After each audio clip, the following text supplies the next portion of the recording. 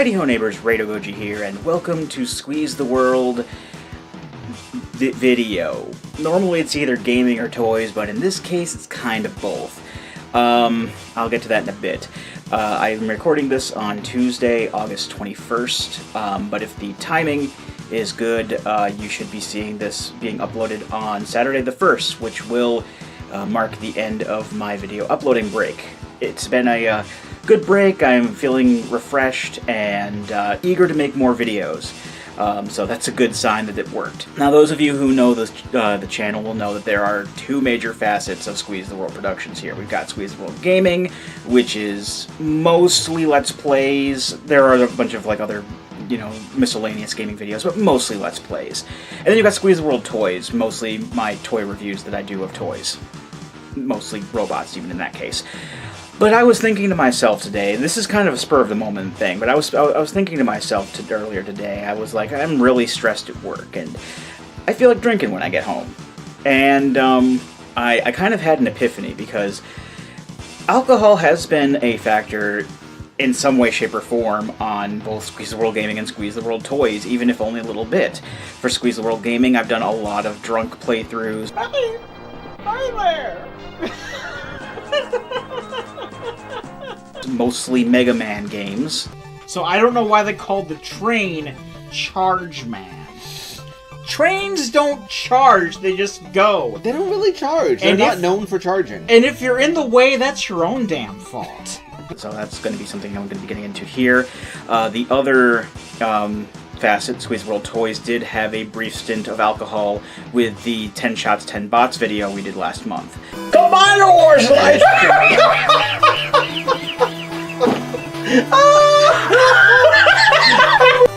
Now is not the time for regret. That comes later. Which was a lot of fun. So I thought to myself, why not take a drunk Mega Man gameplay thing and the concept of 10 Shots, 10 Bots and put them together? Man, I'm a genius, I thought to myself. I come up with the best ideas. So basically tonight I'm going to be doing a little something I like to call Shots, Bots, and Mavericks. Shots and Bots obviously coming from the 10 Shots, 10 Bots, and Mavericks coming from the fact that those are what the bosses are called in Mega Man X. It's going to be, again, an amalgamation of the two concepts. So it's kind of like a 10 shots, maybe 8, 9 bots, 8 Mavericks, 1 bad game. Basically the best idea ever. Or uh-oh. Uh-oh is another good word for that. In any case, here's what I've done, did. For preparation, I basically have this box down here full of Transformers toys, 20 of them to be exact. And I'm not going to be reviewing all 20 of them. I do have kind of a random system. Since Greg didn't pick the bots this time around, I am going to have a randomness with a 20-sided die. Looks like the 12-sided die I used before, but it's 20 sides. So I have those in a box, and they're all ready to go. Basically just a bunch of Transformers figures I haven't looked at yet. I have excluded ones that have either gotten a proper review on this channel or made an appearance in the previous 10 Shots, 10 Bots. Of course, most of these, at the very least, will be getting proper reviews sometime in the future, but for now, they're going to be part of this. On the gaming side of things, I have set up my capture card to play Mega Man X7. Yes, that Mega Man X7. The worst game in the Mega Man X series, Mega Man X7. Partially because of the funny factor, I suppose, but yeah. And, of course, for alcohol, I do have the proper standbys. We've got Jim Beam Kentucky Fire, again, the official shot liquor of Squeeze the World Productions. And in the unlikely event that I do run out of this, I do have some backup stuff. I do have some rum and Pepsi. I'm almost out of Kraken, so I'm not using that, but I do have Gosling's Black Seal, which is not as good, but still a decent substitute in this particular case. Also some water and a little bit of snackage just in case. And yes, I did drink a lot of water during 10 Shots, 10 Bots, and that's why I survived, so that'll help out with that there too. So here's the program. Here's what's going to be going on, the gist of it. I'm going to take a shot of liquor, and then I'm going to start playing Mega Man X7.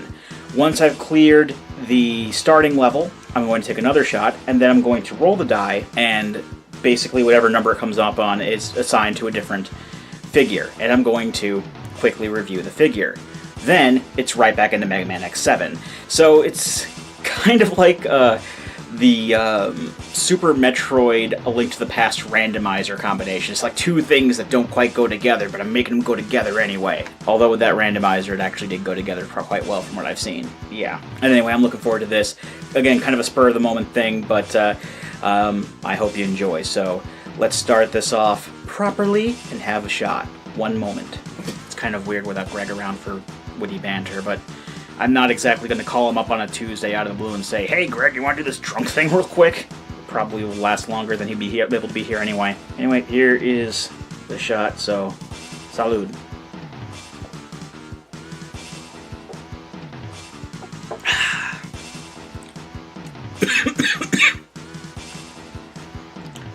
Alright, let's start the game. Alright, here we go. So we're starting the game portion. We're going on Mega Man X7. We're going to start a new game. And just to give myself kind of a handicap here, to ensure that... I can skip the cutscenes, good. Just to kind of ensure that I can actually progress in this, because progression is key in this sort of experimental video here. Because if I don't progress, then I can't record the toys. So I have it in... actually, we'll see it on here. I have it in Rookie Hunter mode. And basically what that means is that I will take, like, almost no damage.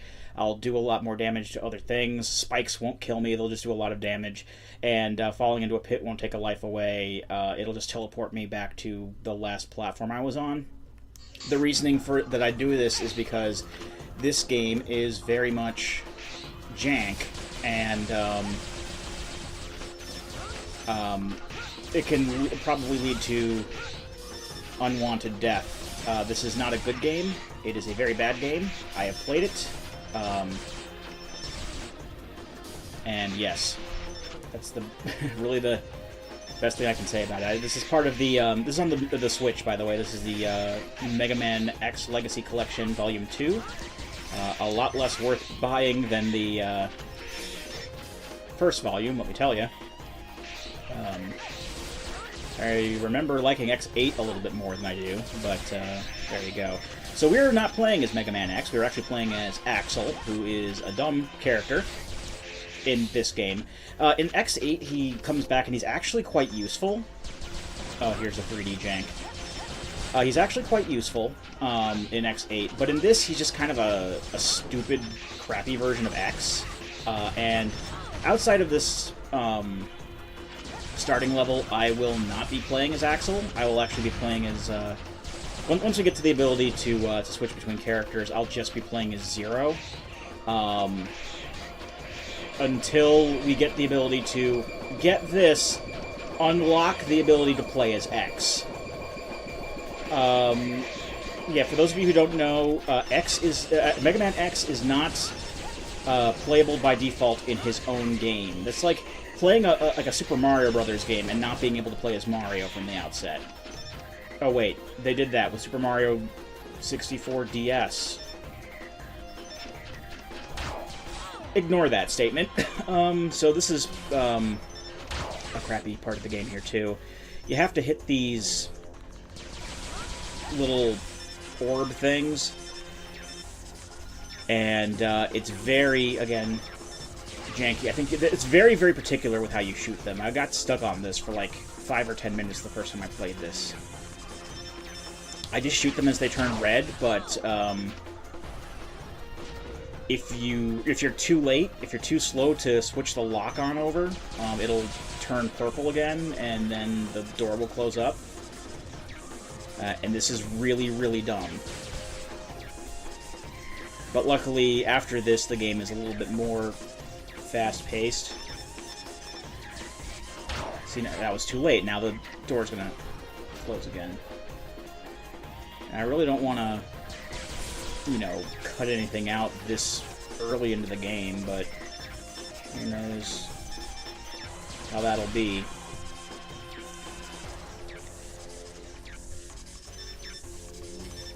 Oh, this one again. Okay, good. The 3D does not feel good to play in either. It's just... I can use the control stick, which is fine, but... it's very, very slow, very floaty, it feels like. Phew. Somebody please tell me I'm through with the worst of it. This is the voice acting we'll be dealing with. I don't know if I'm going to skip these cutscenes or not. I can't skip this cutscene, so that has made that decision for me. Oh no. And here's Zero. I can't believe I'm back here again. I don't know who voice acted Zero here, but it sounds a lot like the guy who did Knuckles in Sonic Adventure.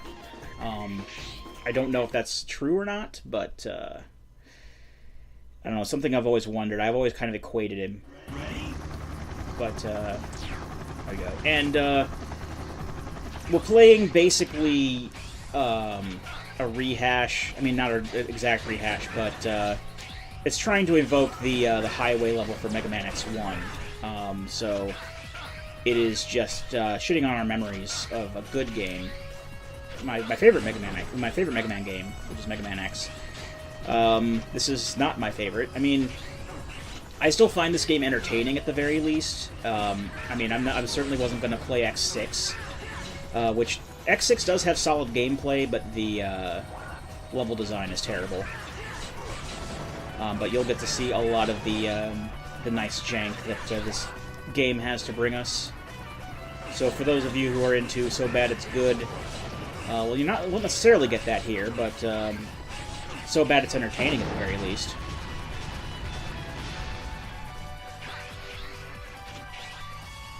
The music is okay. I don't hate it, but it just seems like it's reaching out of its way to do like the guitar licks and everything for Zero. And Zero has had several rockin' themes throughout the ages, but this... It seems like they're trying to evoke that, and it doesn't necessarily do the greatest of jobs. Oh, another B-copter. You know, whoever's behind all of this, Sigma, probably should have thought that the B-copters weren't good enough in the first time around, so they probably wouldn't be effective here, but Capcom thought nostalgia would win out. Capcom was incorrect. Capcom also thought they were making a quality game, and Capcom was incorrect. Oh, now we're in 3D. So yeah, I'm just getting used to playing as Zero here, because Zero's going to be the character we're going to be using until we unlock X. In order to unlock X, we're going to see these Reploids that are in danger all over the Maverick levels. Kind of like the ones in Mega Man X6, except they don't have like specific enemies going after them, like any kind of enemy can kill them. But the goal is to save 64 of those Reploids in order to play as the star of our game. So that's going to be, I think I don't know exactly how long it's going to take us to get X in that particular case, but oh, the camera's bad here. The camera's bad there. We're back in 2D. Okay, I can use the D-pad again. Over here. Oh, squishy walls. Okay, again, we're trying to invoke a better game with Mega Man X2. For X, it took me 5 levels last time I played this to unlock him. Are you stupid? You're in danger if you just stand there. Mm. Move on. Are you connected to this incident? Incident? What are you talking about? Oh, here it comes. So I'll be seeing ya. Axel's kind of useless. What's going on? I think like the only thing that really sets him apart from X is that Axel can't use any charge shots, I don't believe. I could be wrong on that, because I barely used him, but he has the ability to copy enemies, like change his appearance to those of enemies, and they'll usually have some sort of special abilities that they can use like that. I really don't know too much about that because I never used Axel and I never used that copy shot, so as far as I can tell, it's pretty useless. Right now, I have to take care of that freak. Oh, even if we skip through the text boxes, he still wants to talk. That's great. You're Zero, so you can handle handle this, right? I'm Axel. Call me if you need a hand. We won't. We've played enough of you in this game. Oh, this has become a real pain. I want a full explanation when this is all over. Yes, Capcom does have a lot to answer for with this. And, yeah, we're just going to slash the Scorpion guy for a bit. And we're doing a good amount of damage to him because of the easy mode thing I turned on. That's not to say that the game won't be, you know, will be like a freaking cakewalk the entire time with that on there. I do remember still having problems here and there with some of the platforming and whatnot, but at the very least, I can get through this with little to no problems and make, you know, progression in the video. So, and by the way, after every single there's a cutscene after every single level, and I'm just, if I can skip them, I will. I'll save the game, why not? These menus are terrible. It says, it takes you to another menu to save your game. I'm gonna go on. How did I get 2? Maybe it automatically saved it when I beat the game, I don't know. I'm gonna put on data 3 then. There. Return to the results screen. Now, if you think this is annoying, with all these load screens and whatnot, just imagine how it was on the original PS2. This was originally on the PS2, and the load screens were terrible. Now it's going to show us all our Mavericks. This is going to be Soldier Stone Kong. We're actually going to go after him first. It's Wind Krorang. That is Snipe Anteater. I don't know. I feel ashamed for remembering all these. That is Ride Borsky. He has probably the best name, but does not have a Russian accent, despite his name there. That's the Meme-tastic Flame Hyanard. We'll see what his shtick is when we get to him. It's Vanishing Gungaroo, I believe. He has he's also in the running for best name in this. It's Tornado Tunyon. So yeah, we have an onion guy here. And Splash Warfly, whatever the hell he's supposed to be. And I think we can just go ahead and select our... Okay, good. We can just go ahead and select our... Red Alert, blah, blah, blah, blah, blah. Yeah, there's a duel and stuff. Okay, so basically the story is that Axel was part of this mercenary company called Red Alert, and they were basically just using him because he has a copy ability, which I mentioned earlier, and he quit because he didn't like how Red Alert was running things now, and now the leader of Red Alert, Red, has challenged the Maverick Hunters to a duel. Axel kind of wants to join the Maverick Hunters because he's a good guy and all that, but that's pretty much all I got to say about that, really. That's all that's going on there. And then Sigma is the bad guy, of course. It's not really a spoiler or anything. So, one moment, and we will get to the next part, which is we're going to review the first Transformers, so, Transformer toy, so, be there in a sec. Okay, so we've beaten the first level, and now we're going on to the shot bot part of this. So, since we've beaten a level, I'm going to go ahead and take a shot of fire again, and we'll roll the die to see which Transformer of these 20 that I picked out, well, 20 that I really just had left over from the last time, that we're going to be looking at. I also got some new ones in there, too. Some new ones that I've gotten since the last video. Basically like a box set and a standalone one. Both of which I'm really excited to do reviews on. I'm going to basically start off when I get back into... because I'm going to be doing a lot of recording the coming week. So, look forward to lots of new toy reviews. I'm going to be looking at... well, I may as well tell you here if we're not going to see them on camera. I mean, you may see some of this stuff on camera, but I have the, again, limited edition Repugnus from Power of the Primes / Titan's Return, kinda. I've also got, I'm going to be finally doing the Combiner Wars Computron box set, which I've been looking forward to a lot. I just got the Combiner Wars G2 Bruticus, which we'll also be looking at sooner rather than later. The Power of the Primes Dinobots, and Lupin Ranger vs. Patch Ranger X Emperor, which I finally getting around to.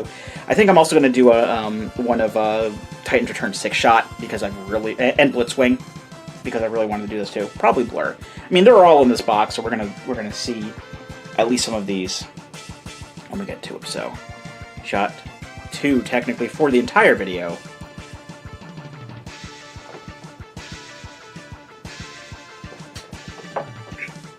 I've also muted the TV, so we're not going to be... I'm probably going to put some other music in here, but the Mega Man X7 stage select is going to be way too repetitive. Okay, so I've taken the shot, so let's roll the D20 and see what we got here. Number 12. Number 12 is... I'm excited. Oh, where is he? Oh, where's your little bug guy? Selection number 12 is... Repugnus! The guy I would talk to you, the limited edition guy I was talking to you about before. So Repugnus there's a whole story about this guy. This is, first off and foremost, the limited edition figures. Since the Prime Wars trilogy is coming to a close, they've decided to go ahead and make limited edition figures for each of the toy lines. For Combiner Wars, they did a special edition version of Blastoff, which actually turns him into a space shuttle and not a jet. I'm not getting that. Mainly because, I mean, obviously with the G2 Bruticus that I had other plans for the Combaticons.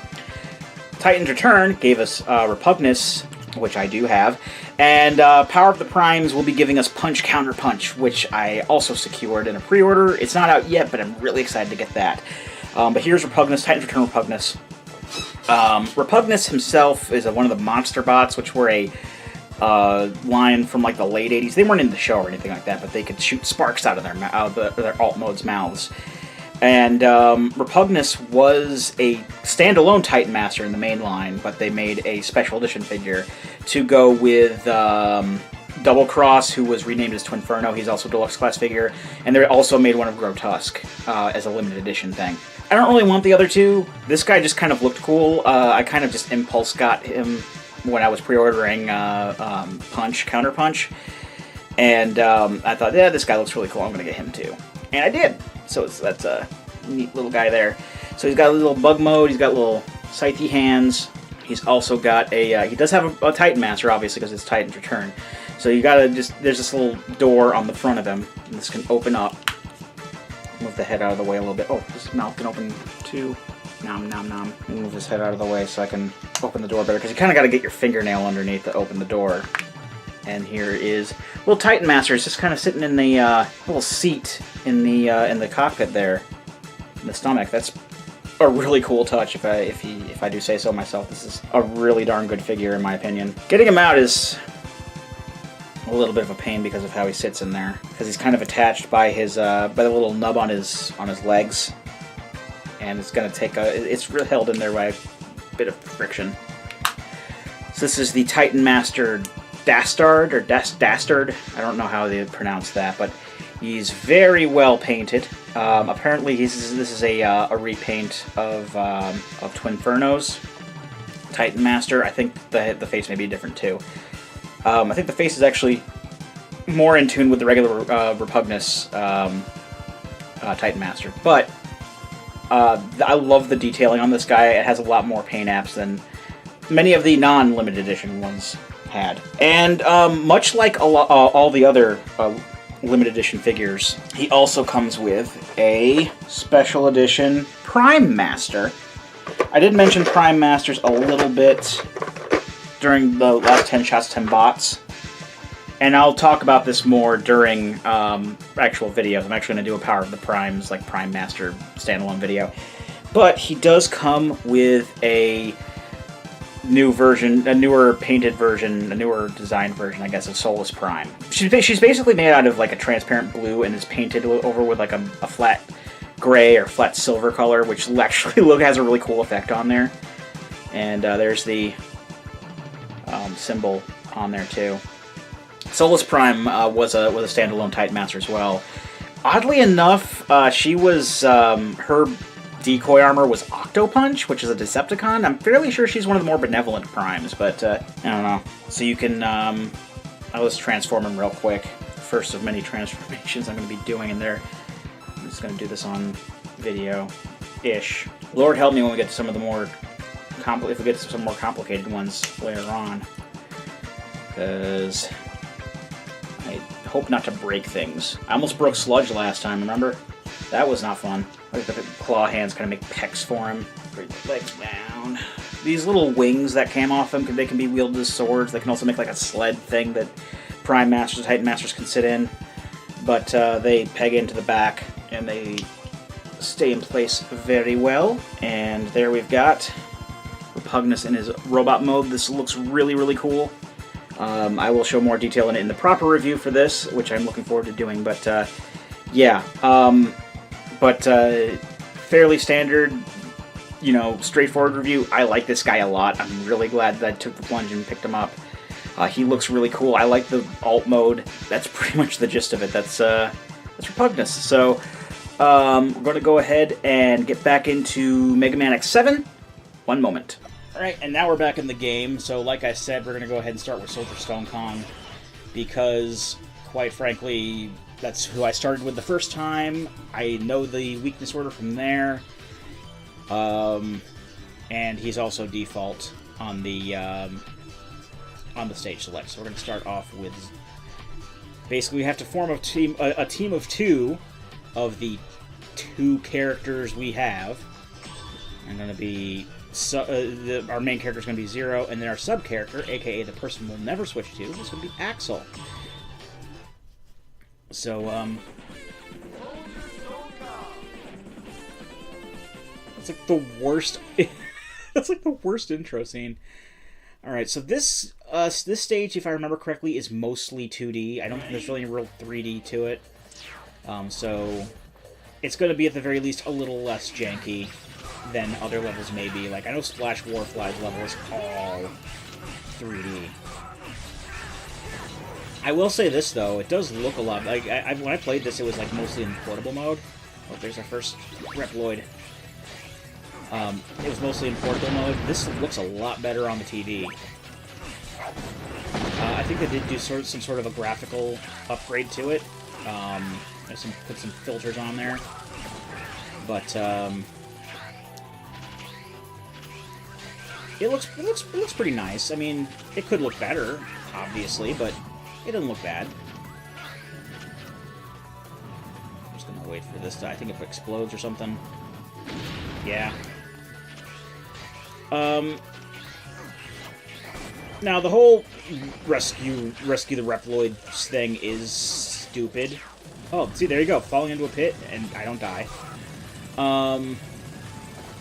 The whole rescuing Reploids thing is dumb, but it does give you power-ups that you can give to your characters, parts or whatever. It's kind of like the parts from like X5 or X6, but a little bit more streamlined. Like, it's basically, for the most part, at least as far as I've seen, like extra like part tanks and whatnot. Which is fine. We'll be giving most of these parts to Zero, because we can't give any to X until we actually unlock him. Yeah, that monkey head wants to squish me. I'm not going to give him... Because even in Rookie Hunter mode, squishing can still kill you. How am I meant to...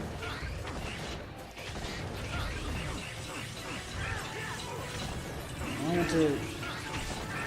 Do I just kill this guy? Oh, there's Mick. Save Mick. They all have their own names. And they're like all human names, oddly enough. I mean, I'm not going to be one to judge Reploids by how they have their names. I'm fairly sure they were given by other people, but... Oh, not Jack. We need to help Jack. A little janky there.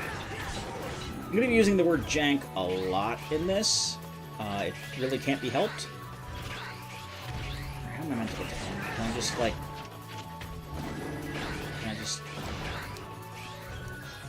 Well, that's not going to give me a lot of height. You can go away. There we go. Got him. And we're obviously not going to be able to save them all. There are going to be inevitable deaths, especially if I'm going to be drinking. Even when I was sober playing this, there were a lot of... No, I can't hear you. I don't want to talk to you, Alia. That's the thing that happens. Alia wants to talk to you all the time, and I don't want to talk to her, so she can get over that. But there will be inevitable Reploid deaths. There were some when I was playing sober, so obviously you can't win them all. So that guy, he's probably going to die.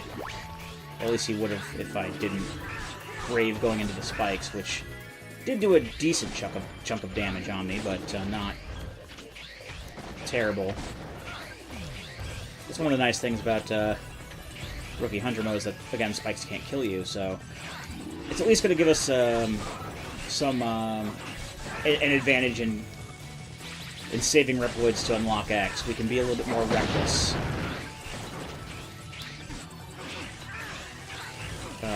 In our methods, so that's always nice. Not Kevin.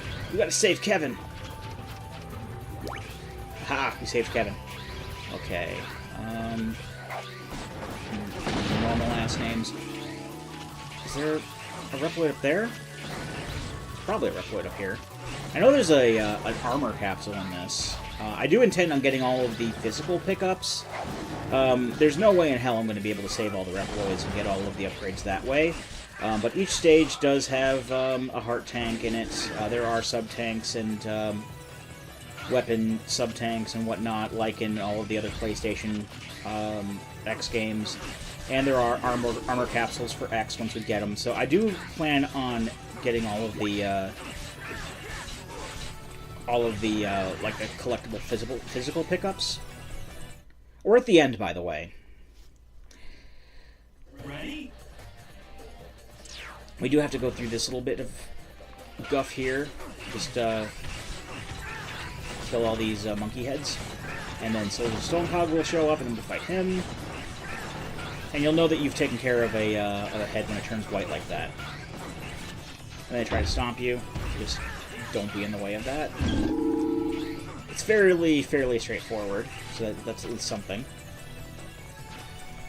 Whoa, now they're going faster because we killed a lot of them the first time around.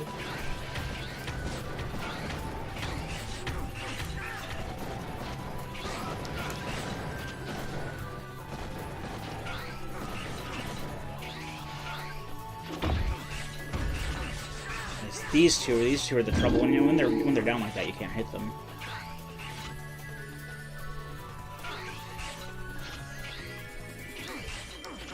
Come on.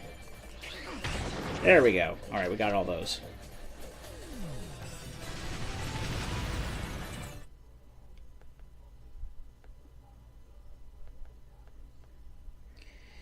Loading. At least it's only a few seconds, not like a minute. Oh, and he's got his monkey butt because Japan, I guess. So, you are Zero, the grace of whose attacks is like no other. Quality voice acting. I am Stone Calm. I live only to fight, just like you.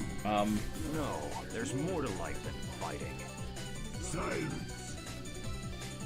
I've never seen a battle Reploid as perfect as you. We shall have the fight to end all fights. On guard.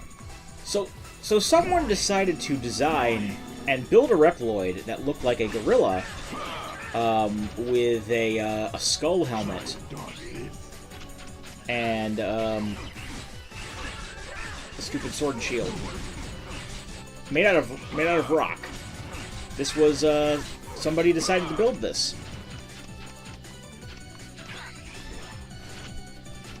On there, so like an attack that he has.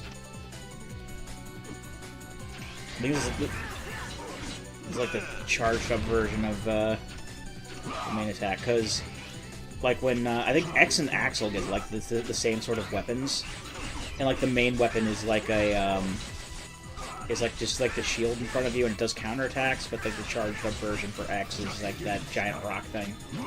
I don't know. I don't use the weapons all that much outside of the Reploids. Not like the like the first few games where they actually had their uses outside of battle or outside of being weaknesses. So that was dumb, but we got our first weapon. Also, Zero, instead of getting like physical like weapons, he will get special techniques with his sword, and for him, we just get like a counter attack move.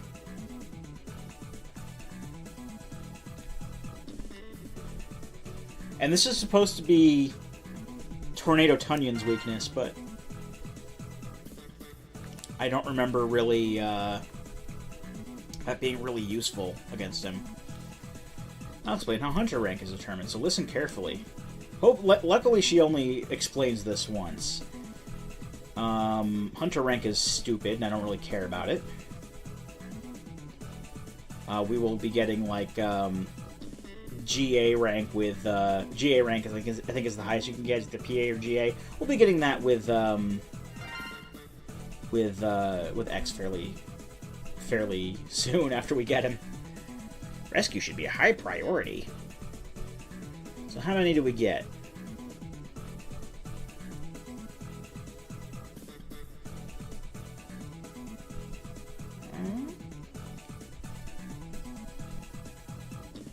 We got 13, not bad. There are 16 in every level. And we also got a part for rescuing Dave. We're going to give all the parts to Zero for right now, and then we'll be giving them all to X when we unlock him. Because Axel doesn't deserve any, because he is a stupid. I don't use him. And I did give some parts to him the first time I played, and I was like, I regretted it because I never used him. She does explain this like every time, so that's something we have to get used to. Alright, so I will go for Power Plus. Is this okay? Yes. And it always gives you no the first time around, so we'll save and go. See, it always gives you no, so you want to skip through it, but you can't.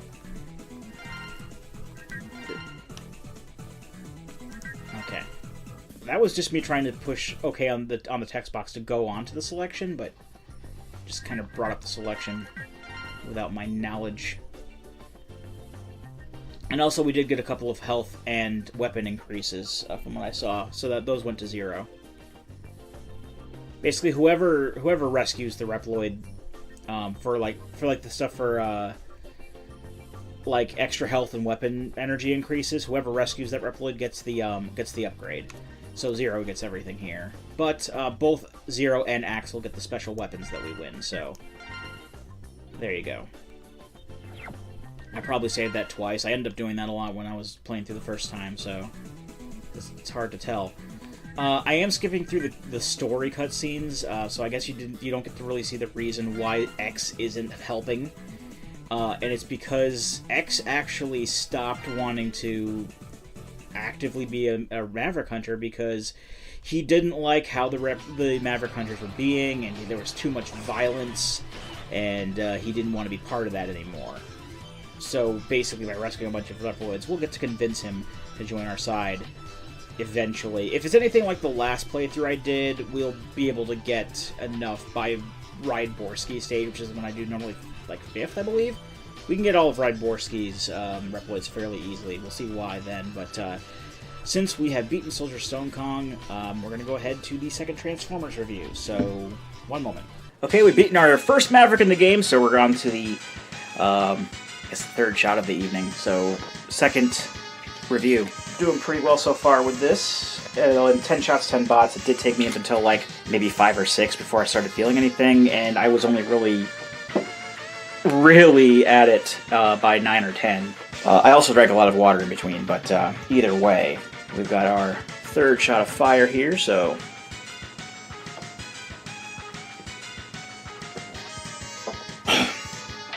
That's good stuff. So let's roll our lucky D20 here. See what figure we're going to be looking at next.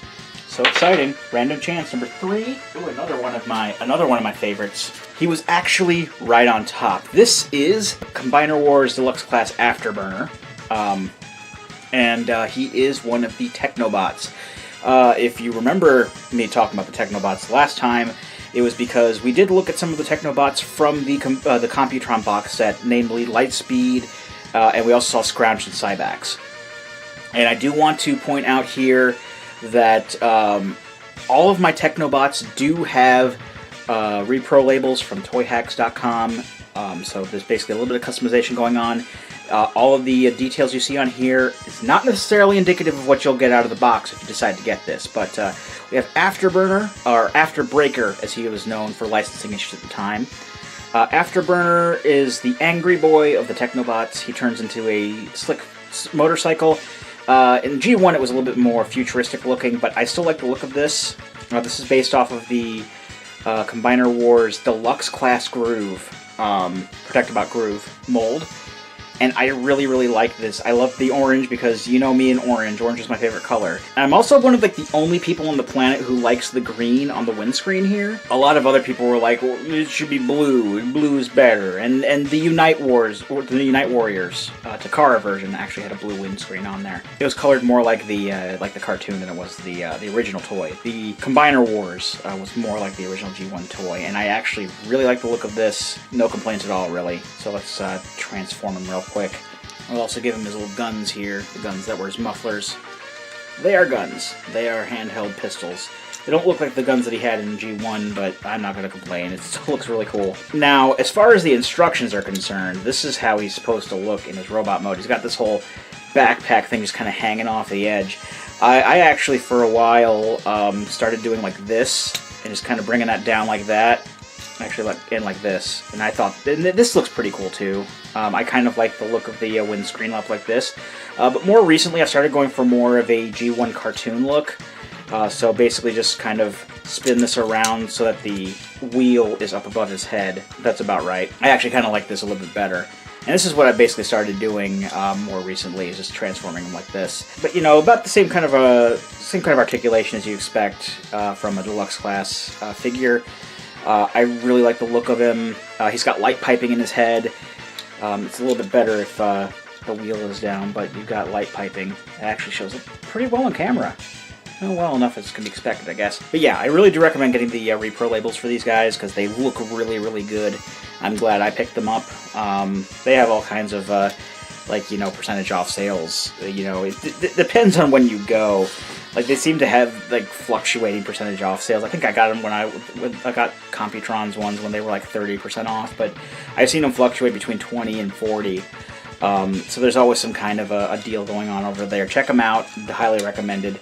But, yeah, you can only get this guy through the Computron box set, unfortunately, and that can set you back a bit. I was able to get mine, like, on sale for, like, $90, which is a good price, in my opinion, for a Voyager class, 4 deluxe classes, a Legends class, and then, like, a little Target Master. But, yeah, Computron is my favorite combiner. Afterburner has always been one of my favorite designs for the Technobots in general. I mean, as far as the Combiner Wars molds go, Lightspeed is also up there now, but Afterburner has always been kind of my favorite because he's orange. And then I know that's an incredibly arbitrary reason to like someone, but you know, why not if we're not aesthetics? That's a sentence. All right, so now that we've got done with Afterburner here, let's go up and face our next Mega Man X challenge. Okay, technically this is take 2 of this part, because while I was playing the game, for some reason, I don't know what happened, but the hard drive that's connected to my capture card slipped and fell from where it was sitting, even though there was no reason for it to, and it disconnected, and it basically just erased all little bit of progress I did. It's no big deal, though. I'll just, start over from the beginning of the stage again, so no big deal. But, yeah. I don't know how that happened or why. Alright, so anyway, what did I talk about here? Basically, I think I mentioned how weird it was that there's an onion-based Maverick. They have done plant-based Mavericks before. I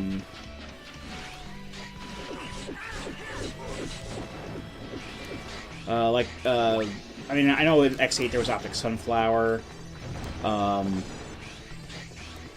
don't really know if I count Wire Sponge. She's more like a sea cucumber, and I think sea cucumbers are actually animals. Oh. See, now the Reploids are showing up a little bit earlier than I thought. Basically, something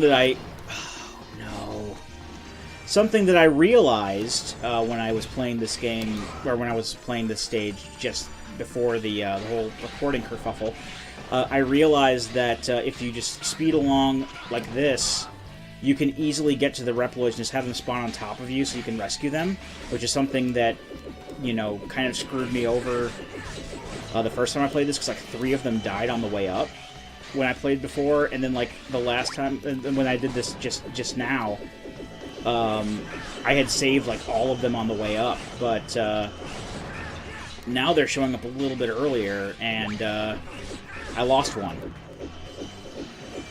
But still, 1 out of like however many we're going to be getting is no big deal, so I'm not going to worry much about it. Yeah, I can hear you. I don't care, though. Oh, look, we got an energy refill. So now we're just going to fight this hermit crab dude. But yeah, there have been a few plant-based... Axel the Red was another one. Or Spike Rose Red from Mega Man X5 was a rose. Optic Sunflower from X8, obviously a sunflower. Who else was there? Was there one in X6? There's a Trilobite in X6. No, Earthrock Trilobite was X8 again. Either way, there are a couple ones based off of plants, but I didn't think that I would find one based off of an onion. It's like having like a carrot, like a Rob Schneider based carrot Maverick. See, even with Rookie Hunter mode on, we can take a bit of damage. It's fine. Oh. Zero could just, like, easily, like, just do this, because he can double jump. I think, like, Axel's thing with jumping is that he can, he has, like, a thing where he can stay... Damn, foreground. He can, like, hover in the air for a second. I mean, it's a little bit more obvious in X8, because, like, that's one of the things he can do, is he can hover in the air and, like, rapid fire folks, and he's really cool in X8. Not so much in this. Alright, let's see how well we do with saving Reploids over here. Lucy, no! There, saved her. And of course, you got the bats from Armored Armadillo's stage, because they want to reuse... They want to 3Dify older enemies from X1. I don't remember these really... I mean, I think they showed up in, like, X4 as well. You're welcome, Berinda. A little bit of English coming in there with... It's obviously supposed to be Belinda. And if you fall down these holes, it doesn't take too long to get back to where you were. So that's a good thing, too. I know the heart tank is actually pretty easy to get here. I don't know if I want to save that for X or just get that now. Holy. That's supposed to be Holly, I guess.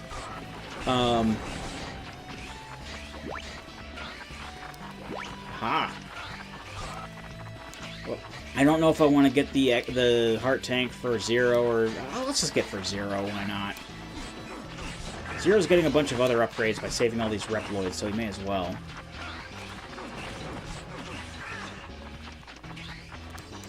Damn it. We don't need these bats here. We don't need those. They are unneeded. Alright. I think the... Whoop. Heart container is up over here with these platforms. Come on. Come get me. I'm not gonna switch to Axel to shoot at you. Whoa. Whoa, whoa, whoa, whoa. Okay.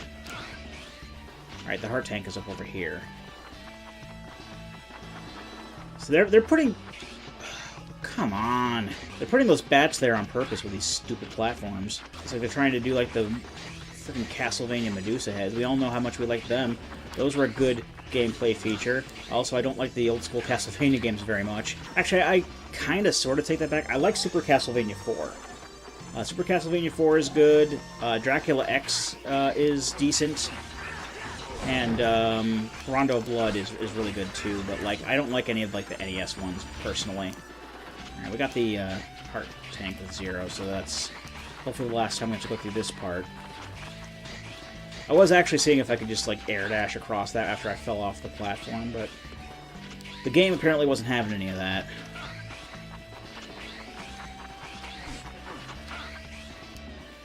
Alright.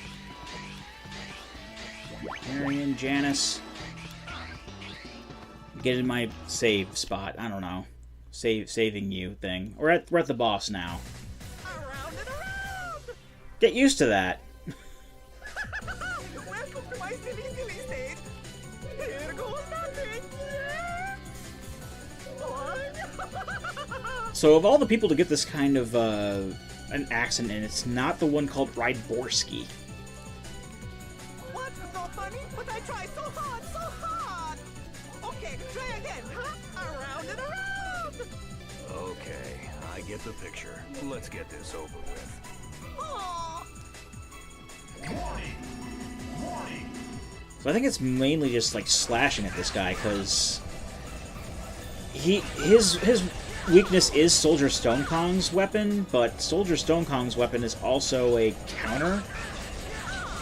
And I remember when I fought this guy as X later on in the boss rush, the first time I played this game, it was a lot more time consuming with that stupid shield thing that I was just kind of slashing at him with 0. So when we get to the boss rush, I'll probably just fight him at 0 as well.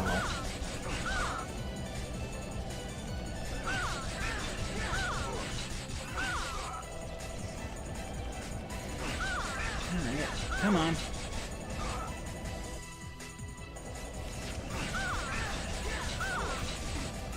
So yeah, it's, like, if this was, like, if I was using X against him, he would still be, like, 3/4 of his health. I mean, yeah, the Rookie Hunter mode helps with that, too, but still. We do want to beat this game within a good amount of time, don't we? We don't want the video to drag on too much. Okay, so... yeah, get weapon. We actually got a useful thing this time. Raijin Show. You have to dash and press X. So lightning, I think, is good against Splash Warfly, so that's what we're going to be going against next. But yeah, of course, we got to do the whole reviewing another Transformer in the meantime. We got life and energy ups out the wazoo here, and of course, there's going to be there's going to be one X. Unfortunately, the X means somebody got killed. Or did I save all of those? Oh no, Kate died. Sorry, Kate. Well, we got 15 out of 16, which is not bad in the slightest.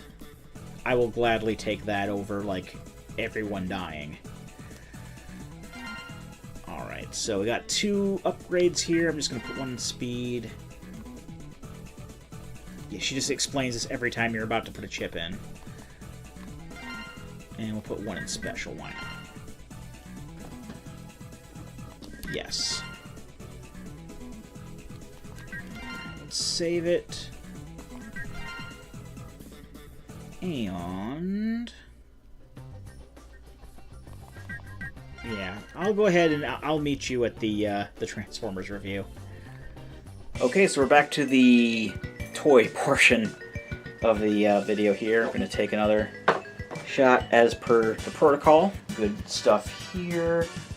Going pretty well so far. We should have X unlocked in no time. Hopefully.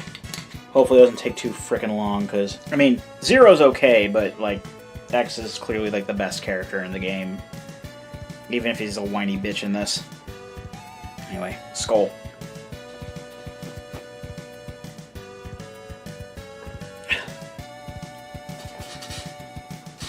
Alright, let's roll our mythical Transformers dice, and If I do roll one that I've already reviewed, I'm just going to re-roll it until I get one that happens, so... I rolled a 1. Normally that would mean a natural failure, but in this case it just means that we're reviewing Power Glide. And away we go. This is Combiner Wars Power Glide. He is a Legends class figure, so he's very, very small. He was mainly introduced to be basically kind of a weapon for Superion. A lot of the Combiner teams have had honorary members added to them. I mean, there were some even that had, like, members swapped out, like the Aerobots themselves. They, like, in the lore or the comic or whatever, they killed Slingshot, and then they brought in Alpha Bravo, who was a helicopter. I know that the Stunticons and the Combaticons are basically the same. And the Protectobots as well, they added other members. But, like, some of the members were, like, they either added some as Legends class, like, little guys like this. Like, I know the Stunticons added another dude to... added, like, a Legends class dude to make the chest plate, which was normally just, like, kind of like a roller car that Motormaster had. And then for the Protectobots, they swapped out Groove for Rook. Oh no, the Stunticons actually did get rid of Wild Rider, and they replaced him with Off-Road. And then they just, like, made, like, special figures for all these characters anyway. But they, like, they downgraded Groove to a chest plate and put in Rook, who was a leg. And then they just made another Groove, like a deluxe class Groove anyway. Either way, for Power Glide actually was a character from the show. I remember him being in the show. He showed up about season 2. He was with all the other mini-bots, I think. He came in about the same time as Sea Spray and Beachcomber and Perceptor, I think, was one. Blaster. And his big thing was that he said, and away we go. I think his biggest thing, though, was he was the first Autobot that turned into a plane. Usually that was the Decepticons thing. They turned into planes and, like, everyday objects, like a gun or a tape deck. But this was the first Autobot that was a plane, and he's like an A10 Warhog. A10 or A6? I don't know the difference. I don't know planes. A10. It was an A10. A10 Warhog. So it kind of looks like that. This, of course, does have the repro labels on there. So again, details may not look this awesome on here. We even got like a little mini bots decal there, if it'll focus on there. Yeah, there we go. That looks a little better. And you also got one that says "and away we go." That's his catchphrase, if you didn't know. The girl from that episode. There was an episode called "The Girl Who Loved Power Glide," and that was like his feature episode. It was kind of creepy and kind of dumb. Not as dumb as I would say Sea Spray turns into a mermaid dumb, but it was still kind of a dumb episode. So he does have two ways he transforms, because like I said, he does kind of turn into a weapon for Superion, and we'll get to that in a bit, but from the plain mode, he does have a robot mode, because he's a transformer after all. By the way, the tail section does separate into the legs, and it does do so very easily. So do keep that in mind if you do want to get this figure. Oh, I took his arm off. That's okay, it'll just make it a little bit easier to transform for me. There we go. Right, and there's his robot mode. I really like the way he transforms, actually. I guess the wings aren't necessarily just kind of plastered onto his back. They kind of make his shoulders and whatnot, and he just kind of stands upright. But I like this a lot. I kind of picked him up on a whim, and I'm glad that I did. I don't think I'm going to transform him into his Target Master form or his gun form or whatever. I'll do that in the regular review once I do finally get around to, actually reviewing him. But, yeah, he does turn into a gun form, and it's kind of a pain in the butt, and I really don't feel like doing that right now. So, we just got his plain form that you saw earlier, and his robot form. Nice little Legends class figure. Articulated as well as you think he can be articulated. A lot of ball joints on him. Even his knees are ball joints. You can see there are ball joints on the knees. At least it'll give him a lot of articulation. That's always good. I've always been kind of a fan of Power Glide's design, and I'm glad I picked this up. So yeah, that's the quick review, the quick, not so drunk yet review for Power Glide. As good of an idea as this sounds, I think I may up the ante a little bit here. I think I'm going to go ahead and pour myself some rum and Coke as well. Rum and Coke. Rum and Pepsi.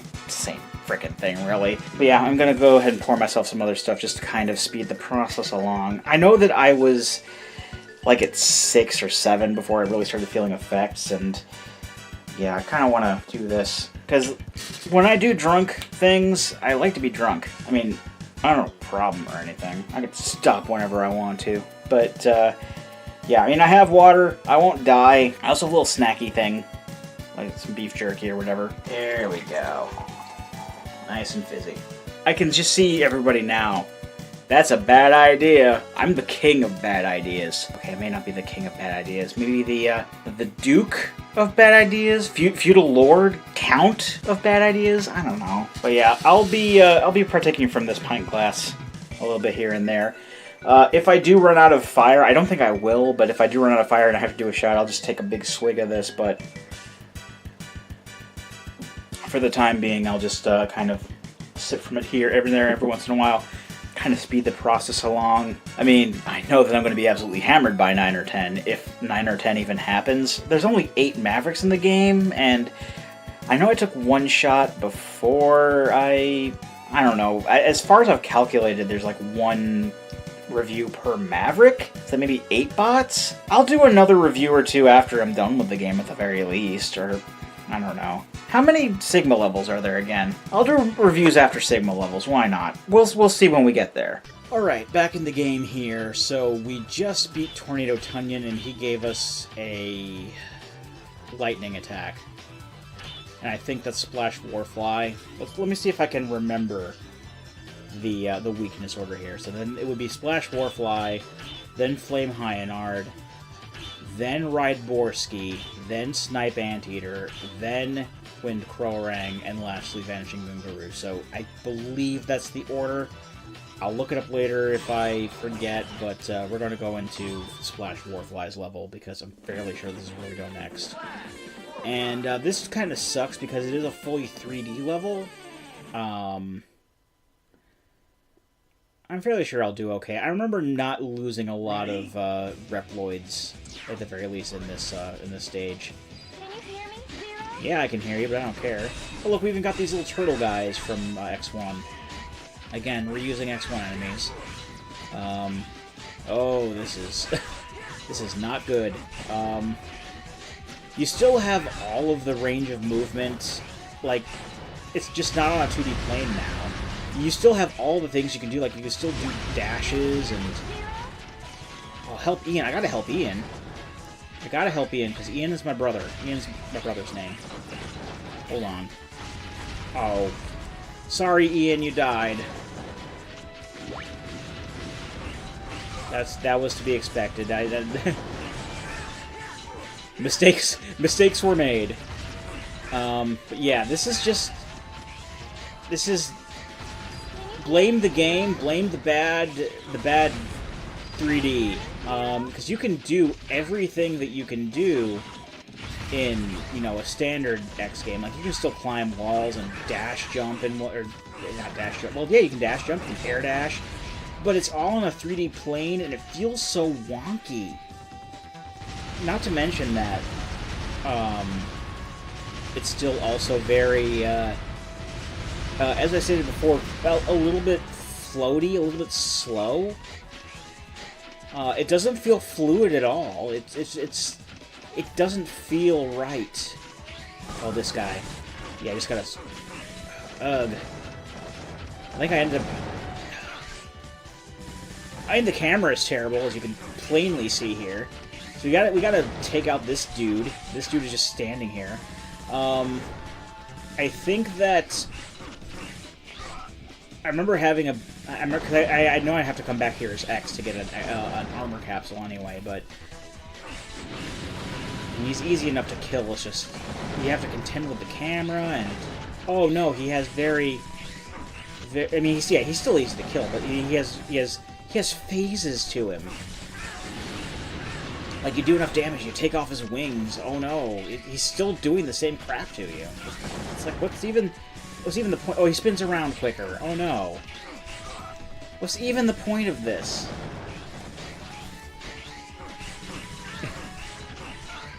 This is the best game ever made, you guys. Seriously, Capcom are geniuses. I mean, obviously this is... It should have ended with X5. It should have ended with X5.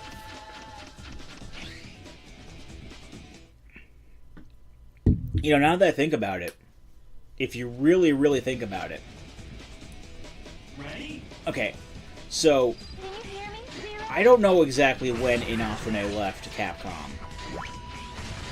I know it was a little bit more recent than I think it is. I know it wasn't around the time. So, for those of you who don't know the story about like how the X series seemed to progress, X5 was actually supposed to be the last Mega Man X game. It had, you know, closure to the story. Everything was revealed at that point, and what was going to happen was the X series was going to end with X5, and was going to lead directly into Mega Man Zero, which was for, you know, the series made for the Game Boy Advance. Only played the first one so far, but that was Mega Man Zero for the Game Boy Advance. Pretty great. Totally would recommend. And then Capcom out of nowhere was just like, okay, time to make Mega Man X6 now, and Inafune, as far as I know, as far as the story I know goes, Inafune was like, WTF, there's not supposed to be an X6. And then Capcom was like, well, you don't have to work on it if you don't want to, we'll just have other people work on it. And it went on until X8. And, oh look, technically more characters from there's more enemy characters from X1. These are the guys from Launch Octopus's level. Fun. Anyway.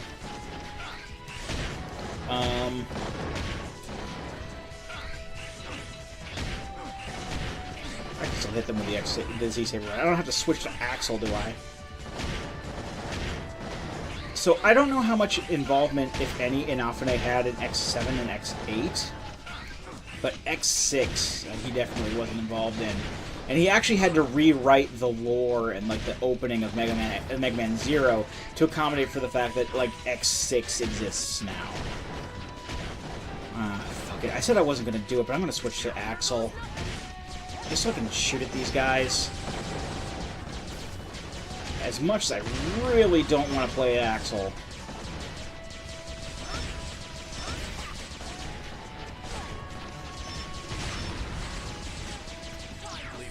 There we go. So that's why everyone... Come on, I thought I killed him. There. So that's why, like, a lot of people say it should have ended with X5. I mean, X5 was a good game. The ending, I didn't particularly care for. Like, the end game part of it, because... Sigma is really, really hard at X5, by the way. But like everyone says, it should have ended with X5, and it really should have ended with X5. They should have just like,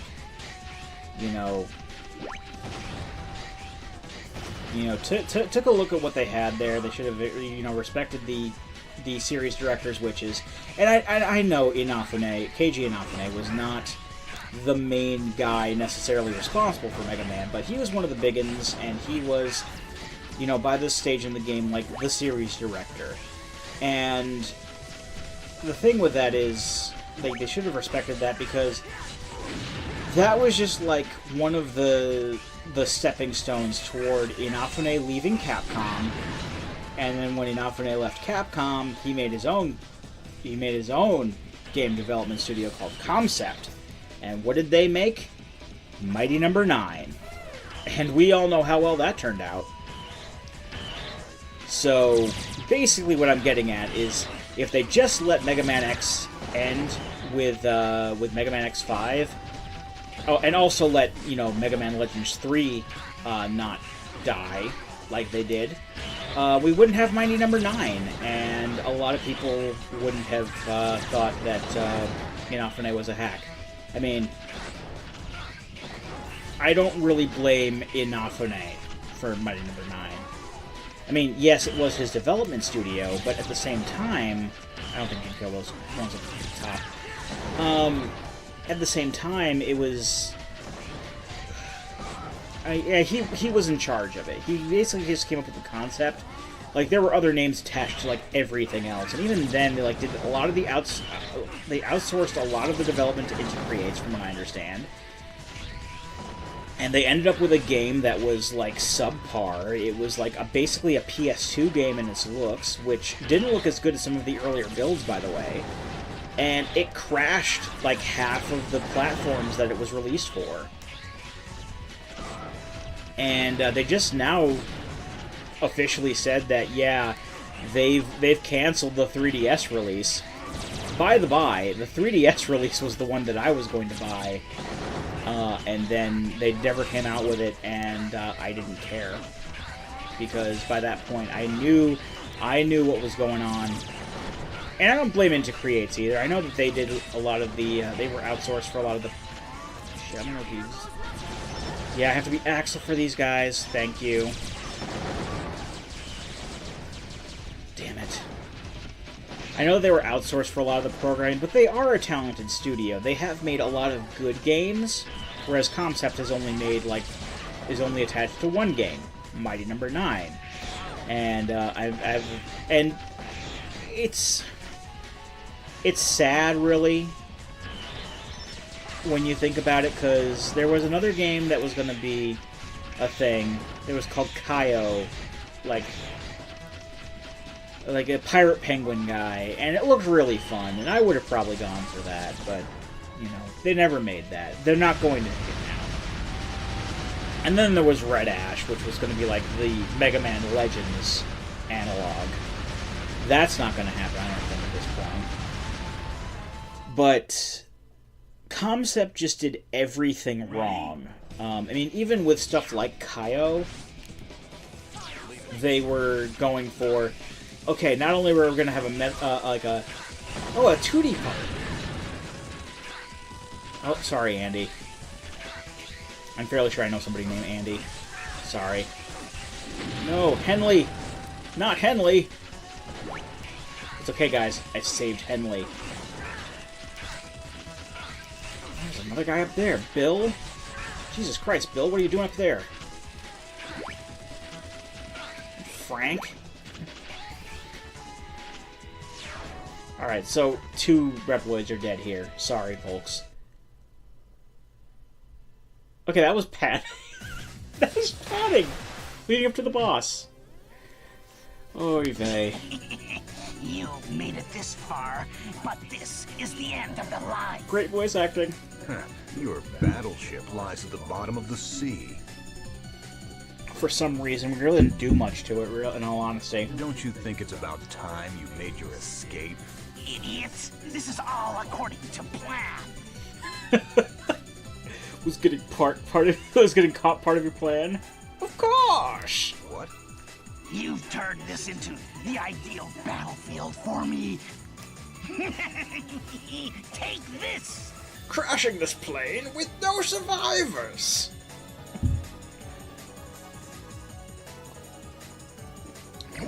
Splash, I don't think that you thought your cutting plan all the way through. Alright, so how do I use Raijin Show?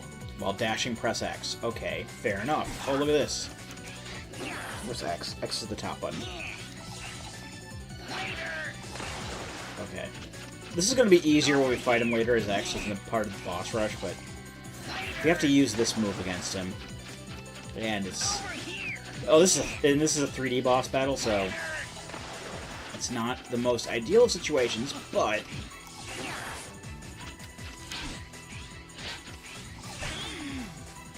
see how much that takes off him?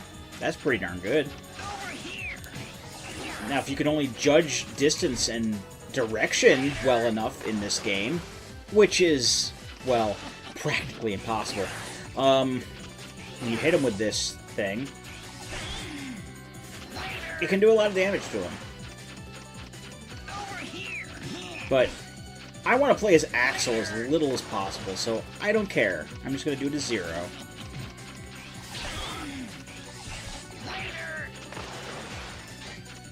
You know, better games like Mega Man X4 have the whole dash and press the special button work in a better thing, but then again, that's all 2D, and the 3D in this game sucks. Either way, we won.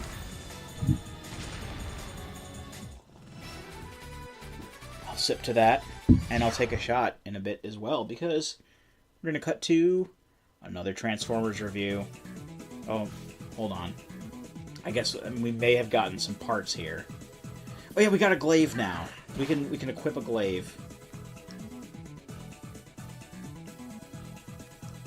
That's what Suiretsu-sen is. It's just, we press the, starting with this game, Zero can get other weapons as well, which is kind of a cool thing, I think.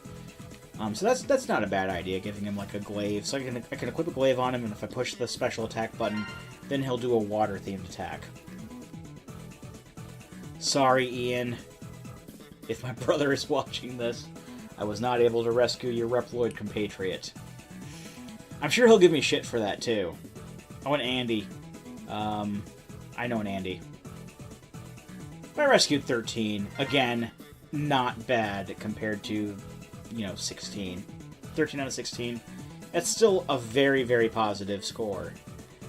So I'm going to... let's do Power Plus. Because, I mean, even if I don't do this, like, I'll probably just, like, waste the parts and not be able to use them. So I may as well use them on Zero. Put another one to speed. Let's just do this. No, that was fine. That was... see what I mean? With this... I hate you, Alia. No one ever liked you, Alia. You are a bad character. Just default to yes, please. Alright. I'll see you in the next section, which is the Transformers review. Okay, so it may be the additional addition to another type of Valky that was introduced, but I'm starting to feel it now, which is good, because, I don't know, we're about halfway through, well, a little less than halfway through. We've beaten 3 Mavericks, but it's time to take another shot and review another bot, because that's how that part of the thing works. I hope hybridizing this was a good idea. I'm having fun so far. I would be having more fun if I had other people with me doing this, like Greg. But again, I couldn't just, like, be like, hey, come over and do this drunk thing with me. I did tell him about it, though. I did tell him about it, though, and he said, awesome, have fun. And I am having fun, so I am hoping he watches this. He watches stuff. I know you watch stuff. I know you're having fun watching the... I know you've probably watched the Link's Awakening randomizer. Here is 4th shot. I think it's the 4th shot. Hold on. This is the 5th one, I think. No, 4th.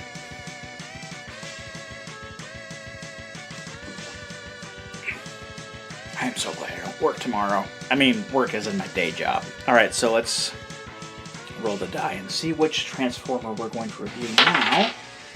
16! So the subject of this Transformers bot review is Deluxe Class Snarl from Power of the Primes. And Snarl, it's a funny thing with Snarl. Now, also, I should point out the Dinobots also have repro labels on them. Pretty important to point out. I just need to put these disclaimers on. I don't want to misrepresent the product. This is not what it looks like by default.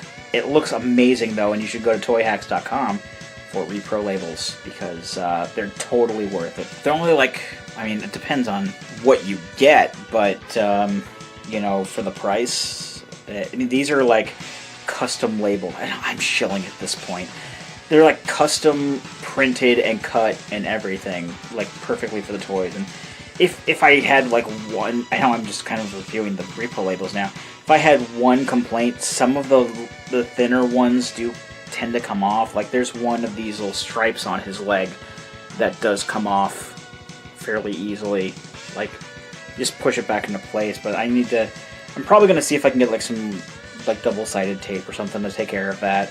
I probably wouldn't be able to with that sort of thing. I don't know. I'll see what I can do. But they look amazing when they're applied, at the very least. Snarl is funny because, long story short, I ended up getting a second Snarl due to reasons, and I gave that to my friend Jordan. You know Jordan. So Jordan has a Snarl at his desk at work. But this is Snarl. He is the Stegosaurus of the Dinobots, and, yeah. I like the Dinobots a lot, and I'm really glad that I got them with Power of the Primes, because as we've seen in the last 10 Shots, 10 Bots video, if you haven't seen that, watch it. They combine into a combiner called Volcanicus, and that's really cool. While not my favorite Dinobot, Snarl is still pretty cool, and I will transform him now. I will try to transform him now. Parts of it are really hard. I wouldn't say really hard, actually, but they can be a pain in the butt, especially if I'm intoxicated, which I am. The legs are the hard part. well, the harder part. It's actually very, well, you know where I was going with that. I'm not going to continue that thought. Here's Snarl in his robot mode. Looks pretty darn cool. The tail kind of splits into like a shoulder armor thing with the spines on the back. Looks really, really cool. He's also got spines on his legs there. And he does come with accessories, as you might expect. So I've got the Prime armor, as we've seen before. I'll go into a bit of more detail when I get to that video, but I showed it off in 10 Shots, 10 Bots as well, so I'm not going to go into too much detail. On its own, it's a stupid thing. If I still had Solus Prime handy, I would probably show it off, but I don't, because I kind of put her into Repugnus's chest when I kind of set him up at the end of the table there. But yeah, that's just kind of a thing there. To see its uses, look at 10 Shots, 10 Bots, and I kind of showed off with Slug. But at the very least, he does come with a cool transparent sword. Because let's face it, everything is cooler with a sword. Long story short, I like the Dinobots a lot. While Snarl isn't my favorite Dinobot, it's still very definitely up there. I would say it's probably my second favorite. Grimlock is also up there, but Snarl is, yeah, I would say Snarl is my second favorite of the Dinobots. He's just so damn cool. And, yeah, definitely pick him up if you can. And, again, repro labels are available for him, so get those if you can as well. So now that we're done with that, let's go to the next stage of the game. And now we're back to Mega Man X7, and oh, this is the part that everyone was looking forward to, wasn't it? Certainly the part that I was dreading. Oh dear. That's right, ladies and gentlemen, we're on to Flame Hyenard's stage. And it's not necessarily the stage itself that's meme-worthy, it's the boss battle. But we'll get to that when we get to that. You know, for the uninitiated. Oh, but we are initiated, aren't we, Bruce? Oh yeah, there's these little bombs that are going off. Those will kill some Reploids. We gotta help Roven. I'm probably just gonna, like, try to rush a lot of these, because, you know, trying to unlock X as quickly as possible. I mean, alright. Full disclosure, it's probably going to be another... Roy, no! Alright, so in order to, like... if we had saved, like, every Reploid... Tony... What are you doing up there? If we had saved every Reploid we possibly could up to this point, it would still take us, like, this stage, after this stage, to unlock X. So, you know, even with, like, the few deaths we have here, there's a good chance we're gonna unlock X by the time we're done with Rydborski's level, and I'm okay with that. That's pretty much where I was, the point I was at when I got to that point in the whole, you know, during my last playthrough. Please don't, Tim, no! No, Tim died. Sorry, Tim. I know it, Tim. It makes it especially hard when they're named after people I know. Okay, I know a Bruce. I do know a Bruce, and I saved Bruce, so that makes me feel a little better. I saved one of my co-workers. Alright, whoever was down there... Oh, Leon. He's still down there. Leon, no! Oh, Leon's fine. Leon is A-okay. Steve.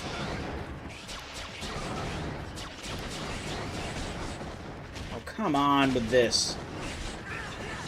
That's another thing that's not great about this is that when you get hit, it stuns you for, like, you know, a second or two before you can do anything again. And that just prolongs the experience, which isn't great. Jim! But yeah, you get knocked down like that, and it's stupid.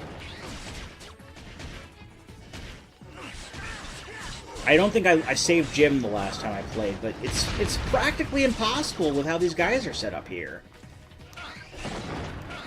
It's just, it's poor design.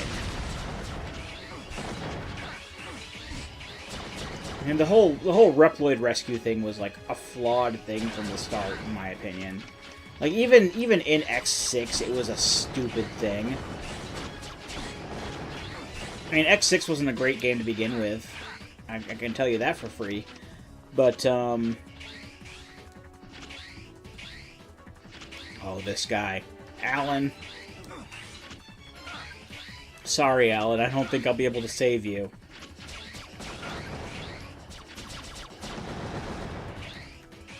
Yeah, sorry, Alan. I haven't even been able to save Alan as X, so he's just going to be standing there in limbo forever. I mean, I do know somebody who has, like, completely 100%ed Mega Man X6, and that's my friend Travis, but, I think it's, like, the only Mega Man X game he had for the PS1, so that's what he had to work with. But as a result, he does like Mega Man X6, and if you like games that other people don't like, I mean, Mega Man X7 is, I mean, obviously very panned. Very much panned. It is one of the... It is, like, universally accepted as one of the worst games ever made. At the very least, X6 is polarizing. I didn't switch to the glaive. What is this? No, not switch to Axel. How did I get the glaive out? Well, you know what? I'm just going to keep the glaive out. Fuck it.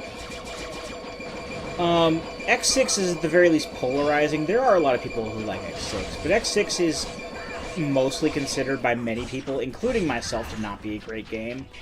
I did not care for X6 when I played through this collection.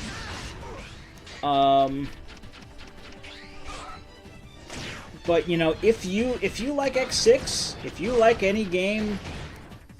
Oh, the Met killed him. The Met killed Paul. Sorry, Paul. I mean, if you like games that other people don't like, more power to you. I mean, if you like Mighty Number 9, if you like Sonic Boom, Rise of Lyric, if you like Sonic 06, games that are universally panned, you know, for whatever reason, if you like a game, then more power to you. I'm not gonna judge you for liking a game that I don't like. I'll just be, you know, vocal enough about my opinion about the game. But at the same time, how did I switch back to the sword?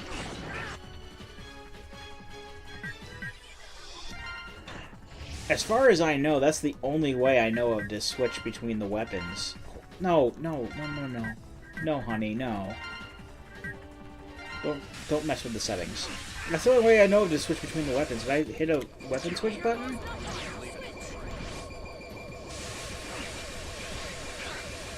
None of the buttons I'm hitting are switching weapons.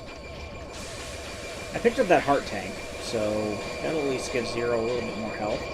That he's just restored now. I don't know how to get rid of these things. Sorry about that.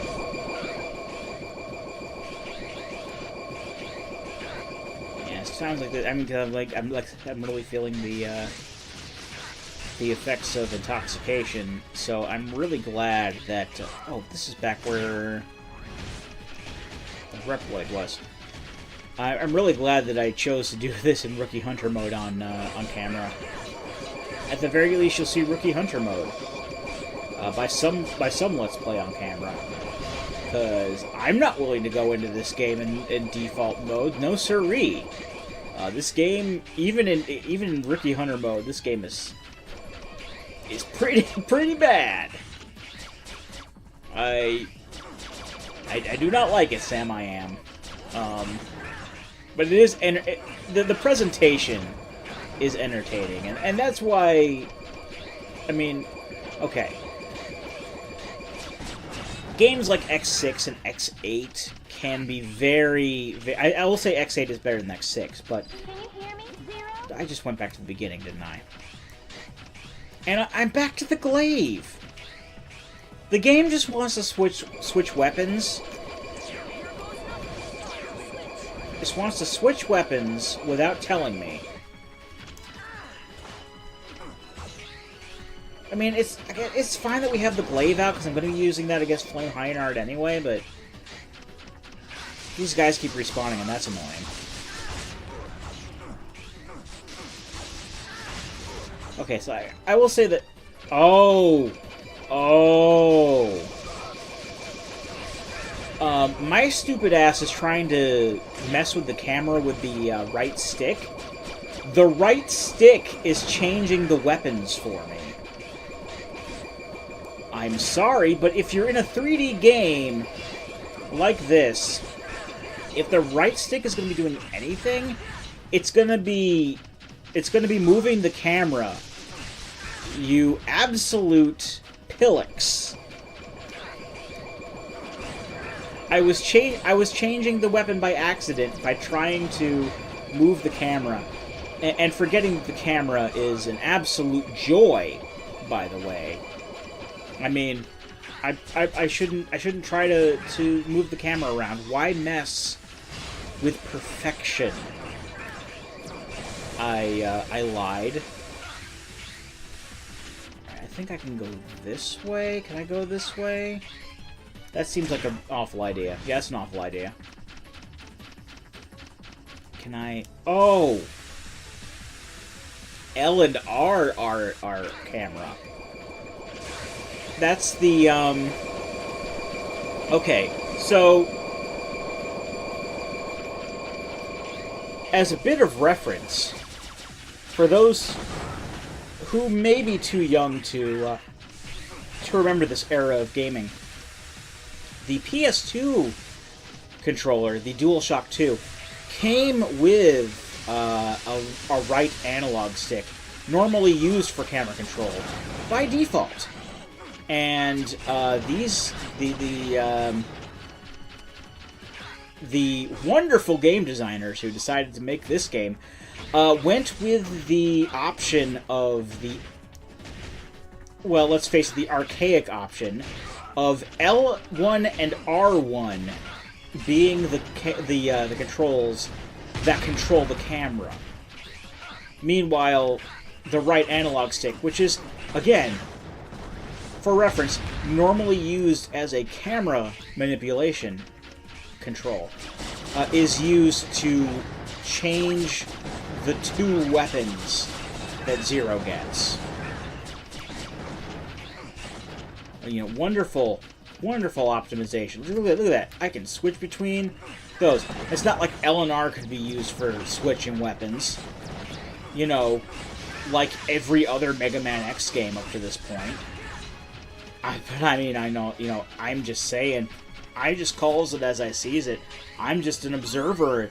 I am just a test subject in this grand thing. Oh no. We're at the boss battle, ladies and gents.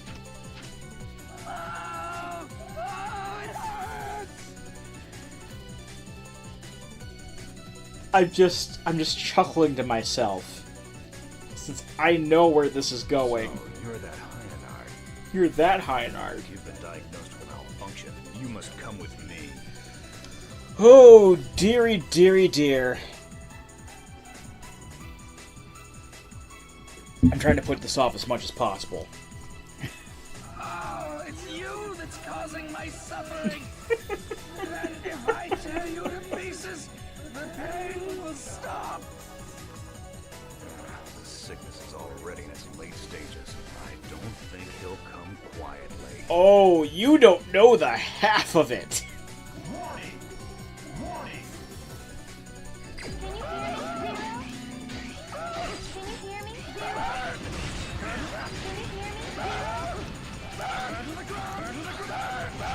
This is what we get to deal with.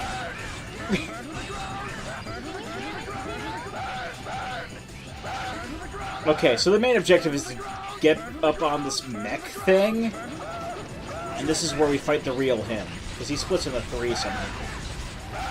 Oh, I should probably swap weapons.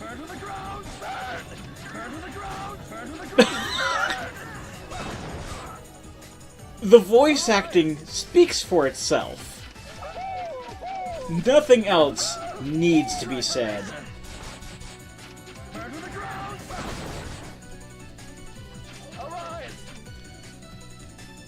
You know, I'm just not gonna talk about it.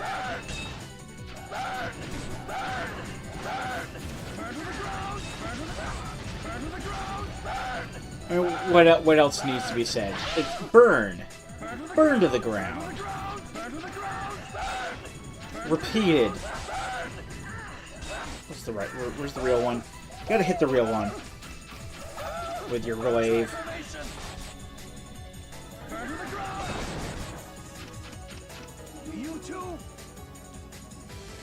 I don't even know what the point of this, like, gazelle mech is. Arise? Arise, chicken! Chicken, arise!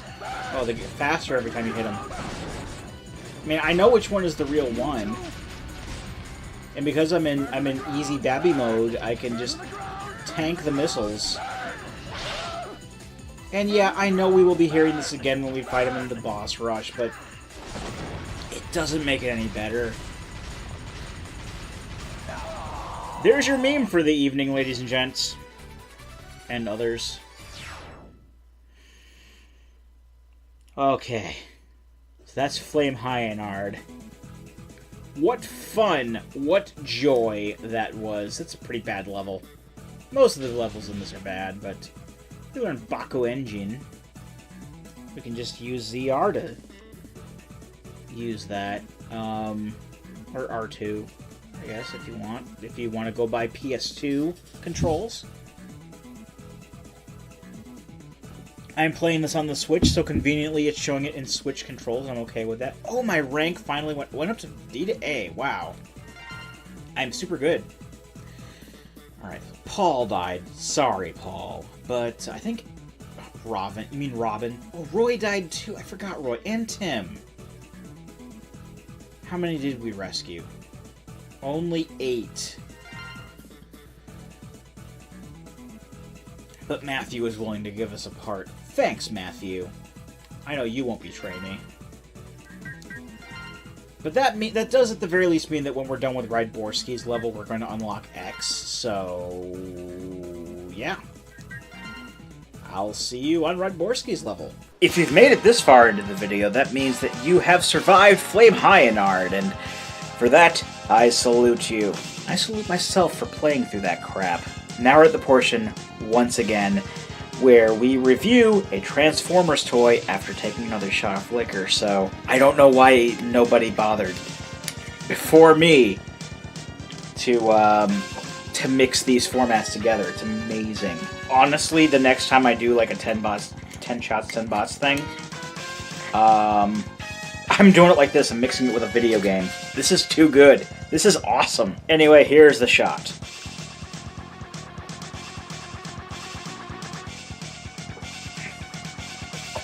Honestly, this is so much more fun than I thought it was going to be. I'm so glad that I did this. Let's roll our die to find which Transformer we review. Number 18. Number 18 is another Dinobot. Yeah, I mean, obviously they were all squished together, but didn't think to be reviewing another Dinobot this soon, but that's what you get when you go for random chance. Anyway, we are now reviewing, well, sort of reviewing, Power of the Primes Voyager-class Grimlock. Again, repro labels are in effect, so you may see some awesome detailing that's not necessarily indicative of what you would find outside the box. I had to push those parts together because they look not great. Big Grimlock, still spare no expense. So that's Grimlock. Yeah. In his dino mode, he has plenty of articulation, I guess you could say, in his legs. They ratchet, but other than that, there's like ball joints on his little T-Rex arms. But he's a T-Rex, so you really can't expect too much arm articulation in his alt mode, which is fine. Also holding him by his tail, that's a thing. Let's just go ahead and transform him real quick, because there really isn't too much else to his alt mode.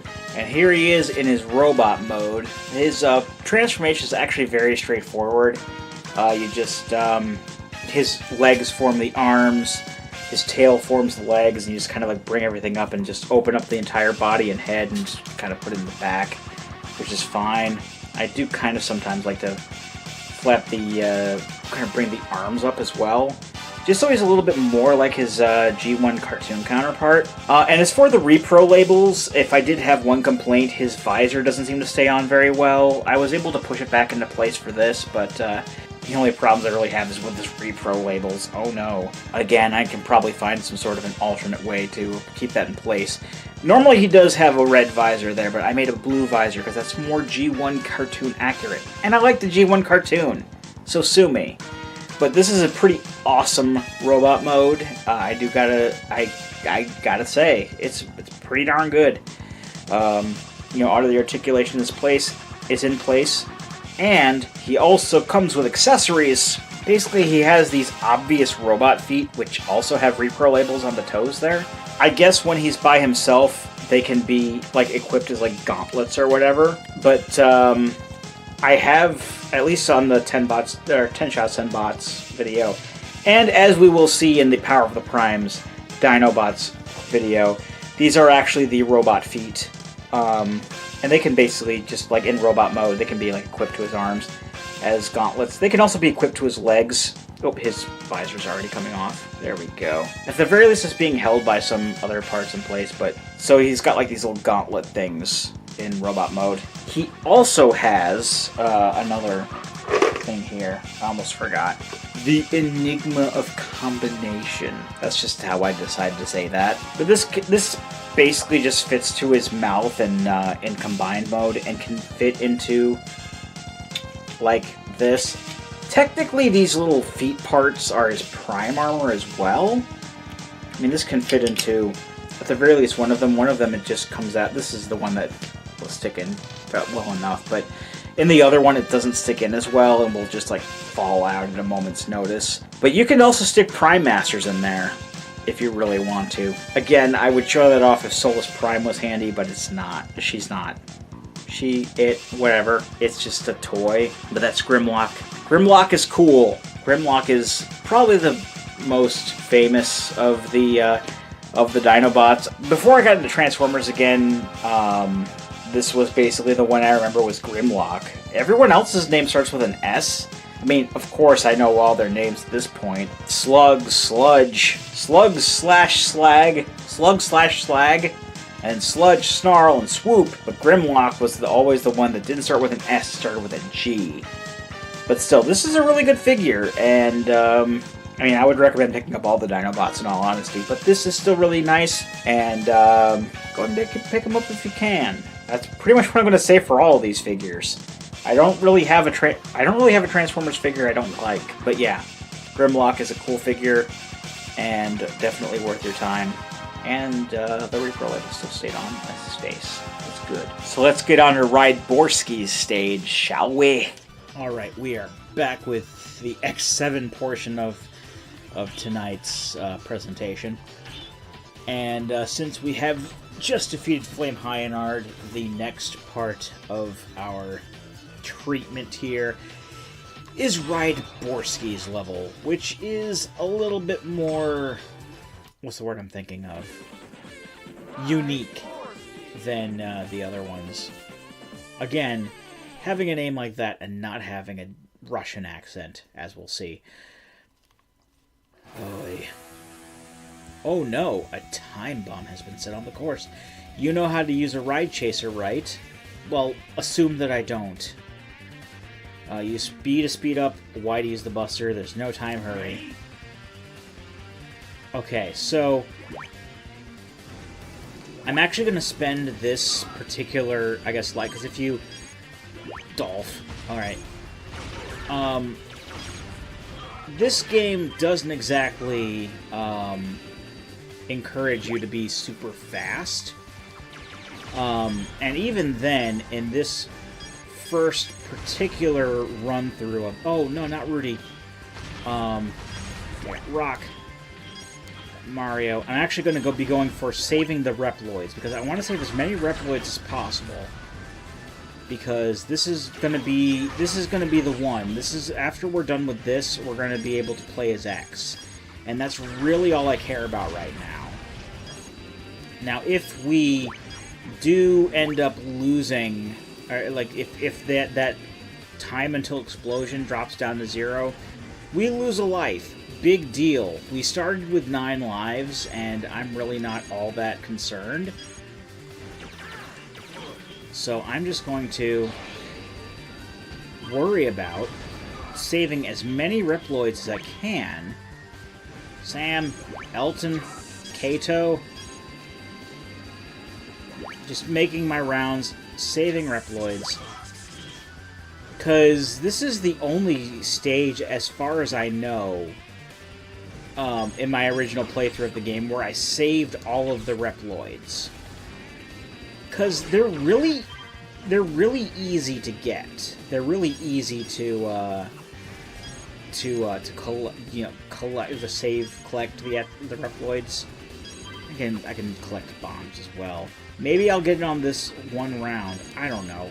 No, I missed Rudy again. Sorry, Rudy. I'll get you the next time through. But I'm going to actually focus on getting the Reploids before I focus on getting the bombs, because in all honesty, I want to get as many Reploids as I can to unlock X, and this is by far the easiest stage to... I mean, if you don't speed through everything like I've been doing, this is by far the easiest stage to do what you need to do, get all the Reploids, and then later save the bombs, I guess? Collect the bombs? Again, you just lose a life. Big deal. I started with 9 lives. I'm not gonna worry that much about it. But in order to do much of anything in this stage, you really can't go too fast. You gotta go slow, so... It's a ride chaser stage, a biker stage, where you're encouraged to go slow.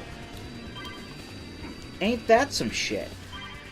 Alright, so I am going to collect the bombs in this one, in this run through. I've got plenty of time, but I gotta remember there's one Reploid who's like right after that jump that I gotta save. And then after that, you know, I'm just playing as X and I don't really care. And all the Reploids I saved, they're already saved, so I don't have to worry about them again. And you have plenty of time to collect the bombs. Oh, Scott. There you go, Scott. Have one on me. Alright. There's another target. Basically, the bombs are just like labeled with target.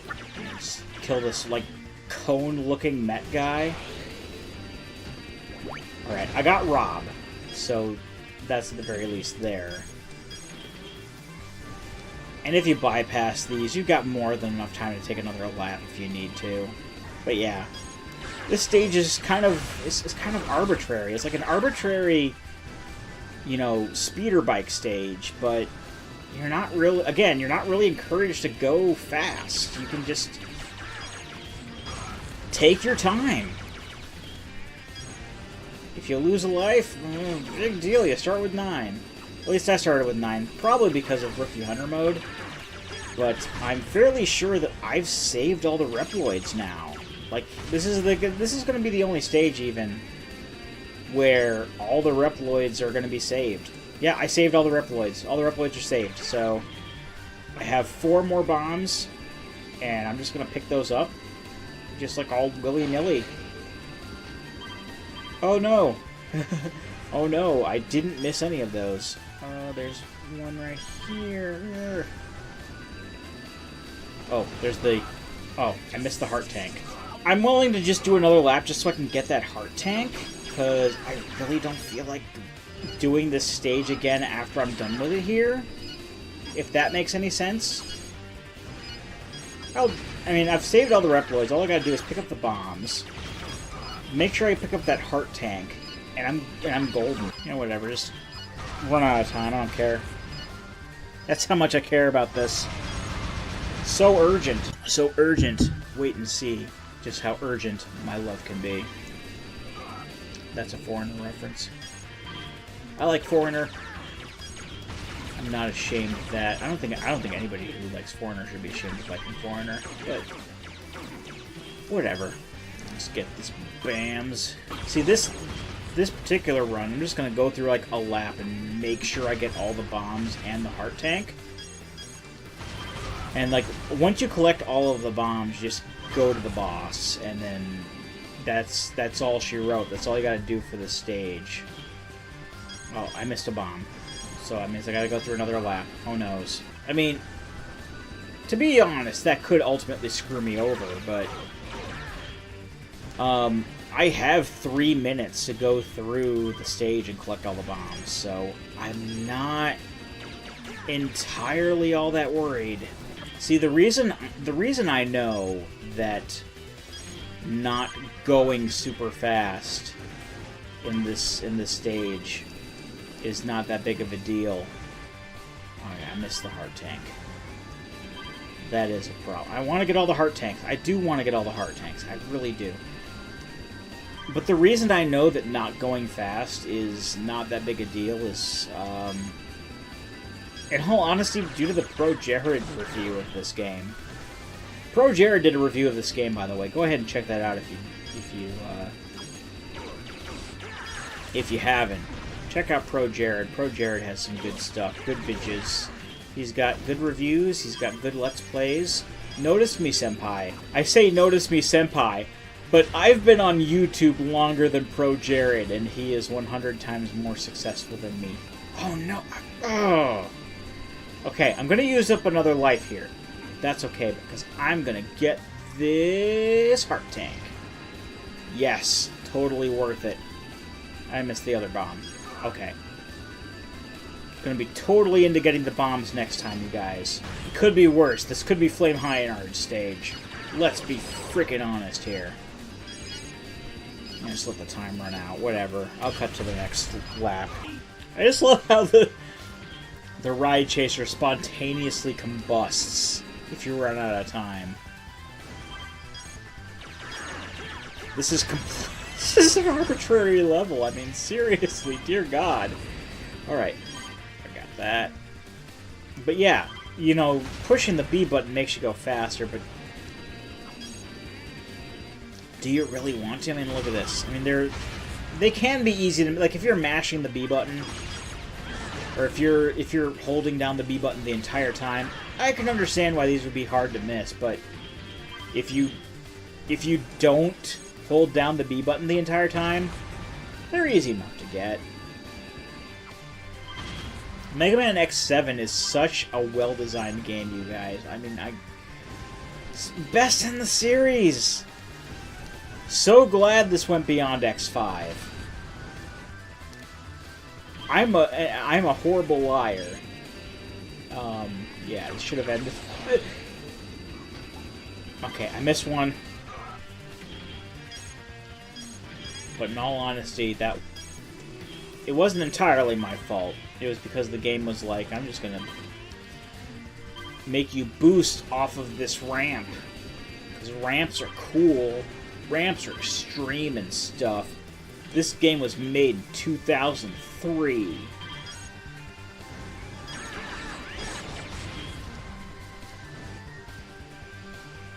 Alright. I know where the last bomb is. It's right after the damn ramp. So I'm just going to speed through the rest of this lap or whatever. When I get to the ramp, I'll just slow down.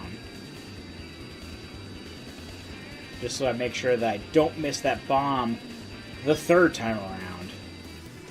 Alright. Okay, got it. So we got all the bombs, so it's time for the boss. And we don't have to do the stage ever again. Remnants of the road attackers.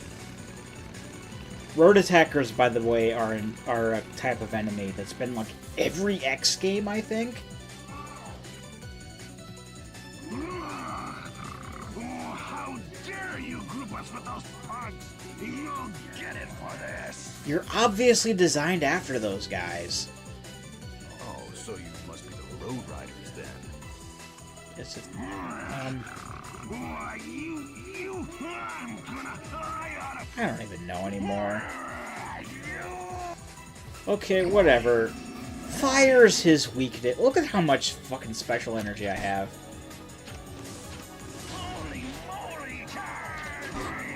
Be prepared for holy moly. Fire's his weakness, by the way. If I can hit him with... It doesn't do a lot of damage to him, though. For the amount of damage it does, as opposed to... Alright, I'm just gonna slash him. Whatever. I'm in fucking rookie hunter mode. I can... This game sucks.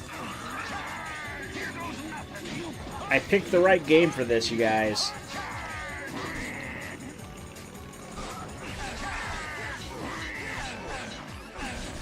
I'm doing much more damage with him with my regular saber attack than I am with his frickin' weakness. I mean, yeah, I missed with it a couple times, and thus didn't get my full special attack meter, or like my full weapon attack meter worth out of it, but it did, with when I hit it, did like maybe like a fourth of his health bar worth of damage. Just fucking slash him. This game sucks. And because this game sucks, I am having so much more fun sharing it with you all. This game sucks, but I'm still having fun. Zankorin. While walking, press X. Ring of light that runs along the ground. Perfect against ground foes. If you say so. I'm not going to be using that because I unlocked X. I can guarantee you I unlocked X by this point.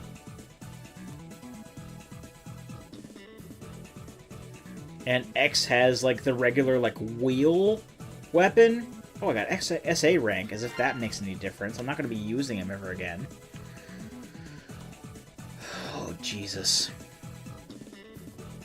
I may as well give, like, the upgrade parts to Zero, but I'd rather give them to X because I can play as X now.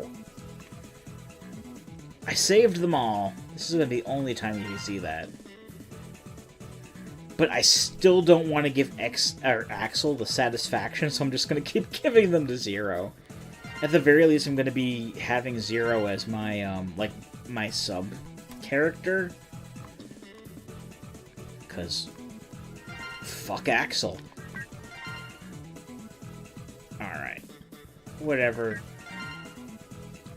Zero's got parts now. I'm gonna save, and when we come back, I believe Snipe Anteater stage. No. Actually, before Snipe Anteater stage, I'm going to collect what armor upgrades I can with X. So I say be right back with that, but I'm not going to be right back with that. I'm going to be right back with another Transformers figure review.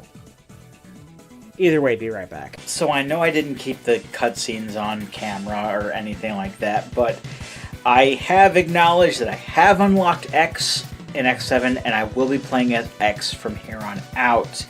I will also be going after many of the physical pickups and armor capsules as X, so that I can maximize X's performance in battle, I suppose. I have had a little bit of water and a little bit of snackage to kind of counteract this a bit, but either way, it is time to review another Transformers toy. So, one moment while I roll the die. Well, actually, no, I gotta take a shot first, because that's how this game works. Taking a shot, shot. Taking a shot of this stuff. Yes. I don't even know how many shots this has been. I'm fairly sure that on the editing end of things, I'm keeping track of it, and I've been putting the frickin' counter at the bottom, like I did with 10 shots and bots. Here's a shot. Salute, skull, whatever you want to say. Here's a shot.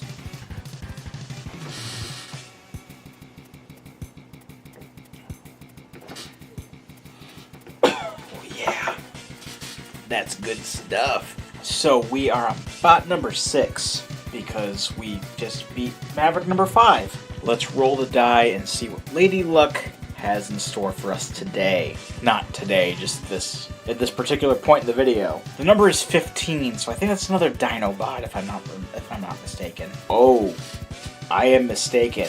And this is one I've been particularly excited about. Is this my 6th shot? Hold on, let me think. I've had 1 shot for the opening level, 1 shot for Soldier Stone Kong, 1 shot for Tornado Tunyon, 1 shot for Splash Warfly, 1 shot for Flame Hyanard, 1 shot for Ride Borsky. This is my 6th shot, and we're looking at 6 shot. I have achieved what we were unable to achieve in 10 shots, 10 bots. For my 6th shot, we're looking at Titan's Return 6 shot. I am so excited you don't even know. So this is Titan's Return 6 shot.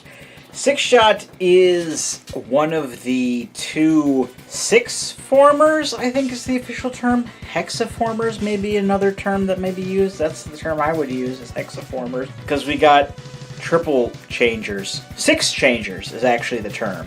I got triple changers for things like, folks like Blitzwing and Astro Train. But for this guy, the term is 6 changer. But he does have legitimately 6 forms to him, and I am going to show each and every one of them on screen. Again, this is going to have like a full-on review to him, but I'm just going to kind of, just for time's sake, just show each of the forms for him very quickly. This is his tank form, and he also has, as you might expect, a Titan Master in the cockpit. The Titan Master is called Revolver. Also, he does kind of have a missing horn on his head.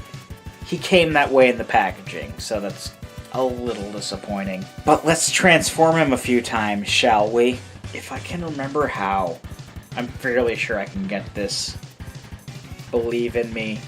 I believe in me. Also, I should point out that 6 shot does have repro labels on him, yada yada yada. He doesn't necessarily represent... The one you see here doesn't necessarily represent the one you'll see right out of the box, but he does have extra repro labels on him, and it looks cooler, and you should go to toyhacks.com, etc. As far as I've been told, I have seen 6 shot in like the 4th season of the show. He was just kind of there and beat up some folks. Like, he showed off that he can... Oh, I can change into 6 different forms, including my robot form. And I'll do so against, I think, like the Technobots or something like that. But he was in the 4th season, the short-lived 4th season of the show. He played a bigger role, if I'm not mistaken, in the Headmasters cartoon, which was Japanese only. And he was like the second in command of the Decepticons after Scorponok, if I remember correctly. I could be remembering things wrong. I haven't seen frickin' Headmasters. This is still a cool figure, I gotta say. This was one of the ones, once I figured out that this was one of the ones that was available, I definitely wanted him. I mean, from what I understand, when 6 shot was when 6 shot was a thing in G1, like, he was probably one of the ones to have, like, because he has 6 different forms, including his robot form, obviously, but he was one of the ones to get, and I can see why. This is a really cool figure, one of my favorites that I own. I'm totally glad that I got him.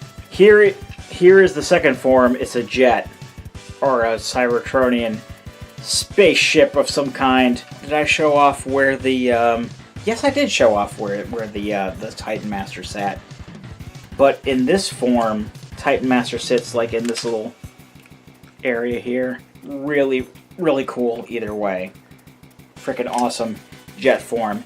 And now we're going to go into form number 3. Freaking transforming 6 shot. Didn't think I'd be doing this today, let alone as my 6th shot of the evening. I remember during the 10 shots, 10 bots, I told Greg, bonus points if the 6th shot is 6 shot. Who frickin' knew? Who frickin' knew? I was totally not expecting my 6th shot of this evening would be 6 shot. I mean, that's just bonus points for myself at the very least. The front part of it in a lot of these modes is kind of annoying. Like the part that's the legs it's easy to keep together, but it's also kind of hard to keep in place, or put in place. Totally glad I think it was like, it was about retail, like $50. It's a leader class Titans Return figure, but yeah, you can wait, Snipe Anteater. We got more important, pressing matters to attend to, like 6 Shots car mode. Got little guns on it. It's got little. You can fit a second Titan Master in there, or Prime Master if you have one handy. I do not. Again, if I had Solus Prime handy, I would definitely put her in there, but right now it's just Revolver. But that's a pretty cool looking car mode. Again, there's a more formal review going to be coming at some point soon. But yeah, that's the car mode there. Pretty cool. Let's go on to mode number 4. Also, I forgot to put this little engine intake thing that you can put up for the car mode, but I'm not going to worry about that right now. Separating this shit back here is like the hardest part of any transformation with this. Just a heads up. You know, it's hard to believe that I'm 15 minutes into this particular recording, at least, you know, for this particular section, but that's what you get when you have a 6 changer, I suppose. But here's mode number 4, which is a winged wolf. Yeah, I guess they ran out of ideas for a mode, so they came up with a winged wolf. It's pretty cool looking though. He got his little claws out on his legs. Got a wolf head that has an open mouth that can do things. Got a tail, wings. Yeah. Let's go for mode number 5? Yes, 5. The hard part is lining up the little head with the wings. That's a hard part. Trust me on this. I'm an expert. And this is the closest what I can remember of the 5th mode, which is, I mean, I'm not sure exactly. I remember how this part of the combination goes. Like, there's very specific positioning with the you know, the green parts and the white parts and the wheels and whatnot, but this is like the closest approximation to the hold on, I can put the Titan Master in here. There we go, I have the Titan Master in the front part of this absolutely boat/submarine mode. Why no, it's not a laser gun mode upside down. Why would you even think that? And of course, the last mode of this robot is, well, the frickin' robot mode, and it definitely looks awesome even if the legs are a little bit wibbly, like they're very unstable, but yeah, 6 frickin' modes in one robot. No wonder this particular segment is like almost 25 minutes at this point. A lot of the transformation and whatnot is going to be cut out, but you know, who frickin' cares? It's a 6-form robot. How could you not pick this up? This is pretty frickin' awesome. Now, of course, when 6-Shot was first released in G1, there was an Autobot equivalent called Quick Switch, which was basically the same sort of thing, as they had like slightly different forms here and there, but when it comes to 6-Shot, there is like a Quick Switch repaint of this. It was only available in like a box gift set that I don't have. I'm really glad that I picked this up overall, though. This is definitely worth it. Go ahead and get this if you can. I'm only a little more than halfway through this, and I'm already very yes. So let's get back to Mega Man X7, shall we? Okay, so yeah, welcome back to the X7 part of our little adventure here. I put Snipe Anteater way out in front, but I'm actually going to go ahead just to help stave off a little bit of the alcohol here, because we have X unlocked here, and I've looked up some of the like basically where we can get armor parts and stuff. So I'm going to go to Soldier Stone Kong's area first here. We're going to spend a little bit of time getting X's like armor upgrades that we can at this point. I'm pretty much at a point where I got to remember what exactly we've gotten and what we haven't. Apparently we got a sub-tank in Splash Warfly stage, But I don't really remember getting it. It's like Launch Octopus all over again. But I know for a fact that we did not get the heart tank in this stage. 1 second. Okay, apparently we got a weapon tank too. If my frickin' weapon sub tank, if my sub screen is to be believed, which I can be assured that it can be believed. Can we destroy this? Yes. Sorry. Anyway.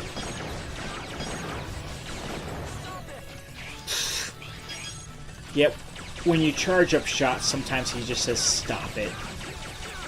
He says, stop being violent. Yeah. That's not like X. The X we know. I'm hiccuping. Unfortunately, I do not know when or if this will stop, so bear with me. So apparently a heart tank, if we haven't gotten it by now, is hidden in some foliage. But obviously I know for a fact that we did not get the, we have not gotten the weapon capsule at this point as of yet. Because you can only, unlike like X5 and X6, you can't, like an X5 and X6, you could swap between X and 0 as you wanted to, and thus you could unlock like armor capsules with 0 if you were just playing a 0 at the time, but in this game, not so much. You can't unlock armor capsules if you play a 0 or Axel, so you have to beat X to unlock those armor capsules.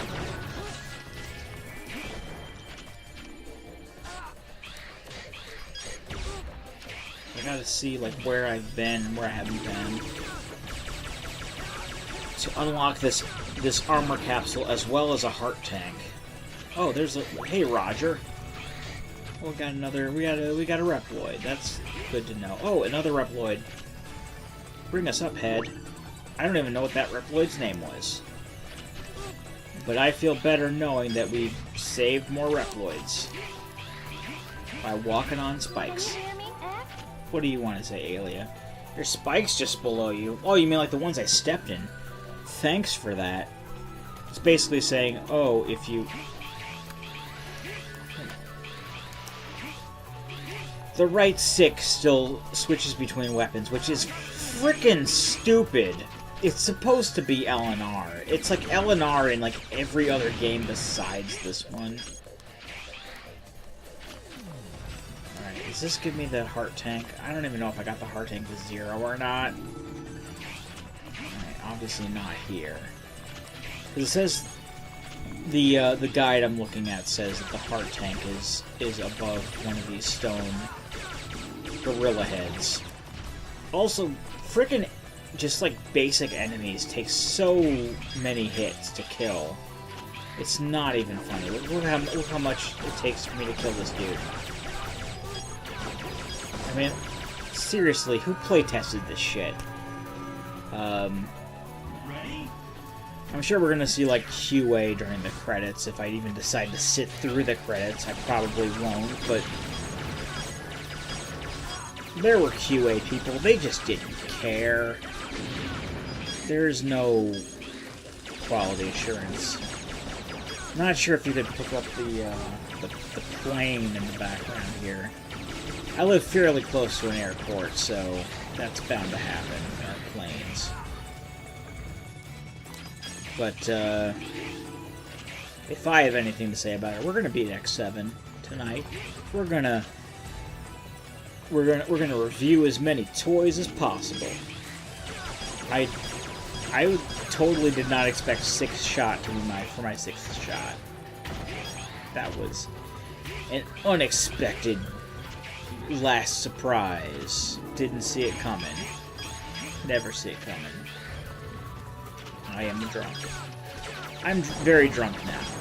But, we'll see how well this goes. We're gonna keep going to see how well this goes.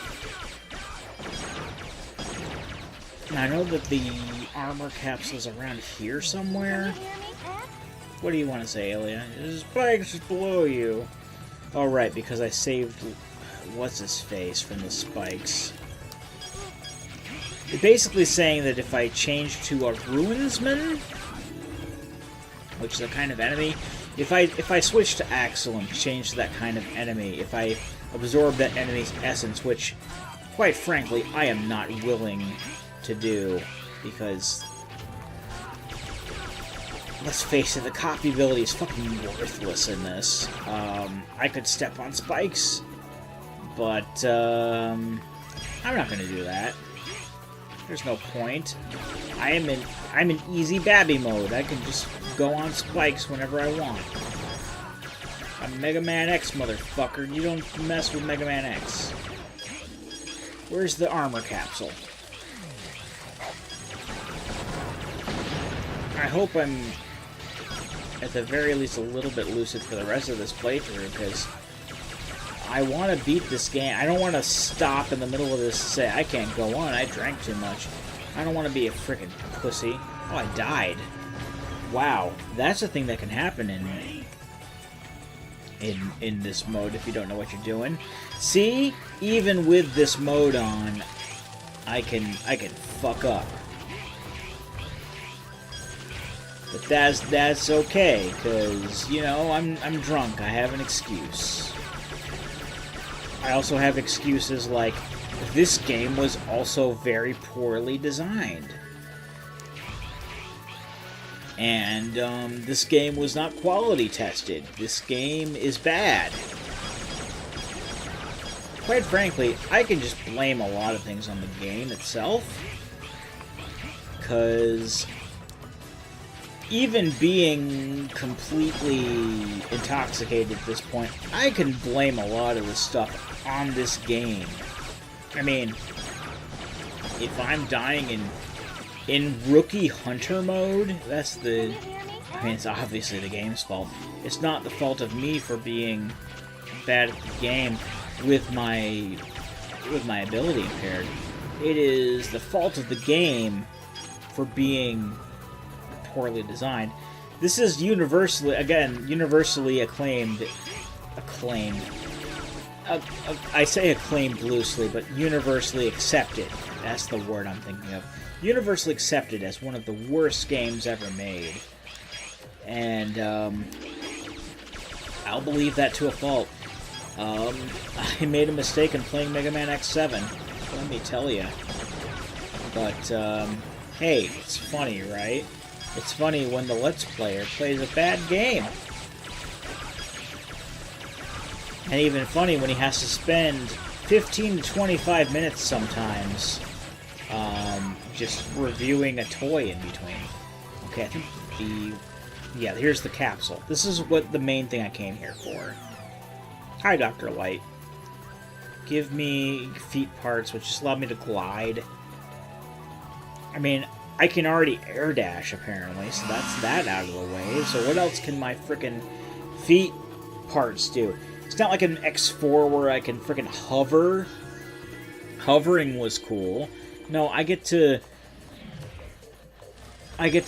fall very slowly. Okay, I give that ability a lot of crap, but it is actually very useful. I'm not gonna lie, it is useful in certain situations when getting certain power-ups and whatnot. I don't know if I'm gonna get all the power-ups in this. I'm at the very least gonna try to get all the armor parts. Oh, there's a sub-tank up there. Let's see if we can get the sub-tank. Is there a sub-tank here? 1 second, I'm gonna check my phone. I'm gonna check my phone on the guide I'm on. 1 second. You know what? Screw it. If I don't get all the heart tanks and shit, whatever. I at least want to get all of the glide armor. At the very least, I'm fairly sure there's a... That's the EX tank. I'm not gonna bother getting that. Okay, so here's what the EX tank is. Basically, the EX tank is what they've added into I could probably double jump that with Zero, but I don't care. Okay, the EX tank is fucking useless. What it does is it gives you 2 more lives whenever you start a stage, and I'm already starting stages at like 9 fucking lives, so I don't freaking care. I already got the feet armor parts. Oh, I gotta sit through this, I guess. Oh no, I'll just shoot at them. Shoots them. Okay, if I don't get all the heart tanks, if I don't get all the power-ups, I don't freaking care. You know, normally in situations like these, because I'm a perfectionist, if this was like the original Mega Man X, yeah, I would care if I got all the weapons or not, because I want the Hadouken. But, at the very least, I did do a playthrough of the original Mega Man X game in the past, so check that out if you haven't, but this is Mega Man X7. Why do I care? Why do I care? Just teleport out. You already beat Soldier Stone Kong. Piece of shit.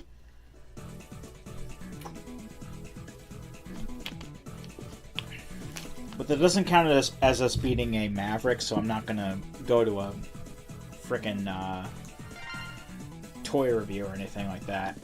Oh, we've saved Roger and Simon. Oh, it means we got Chip. We'll just give we're gonna give all the chips to X at this point. Sure, power, why not? We need more power to beat the basic enemies, as it seems. I'm just gonna skip over this. One moment, I'll be back at the stage select. Okay, I'm back. And we're going to the lava factory again, as if we need a factory that can make frickin' lava. It's called the Earth. The Earth makes frickin' lava. But, I basically know where the armor capsule is here. Yeah, I can hear you, I don't care.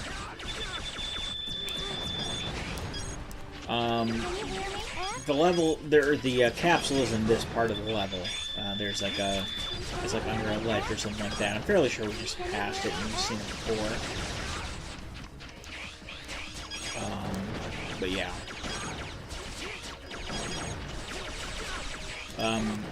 But as far as like the character ranking goes, like I said, our ranking will go up high enough once we start rescuing Reploids and like all of the other levels we haven't done yet.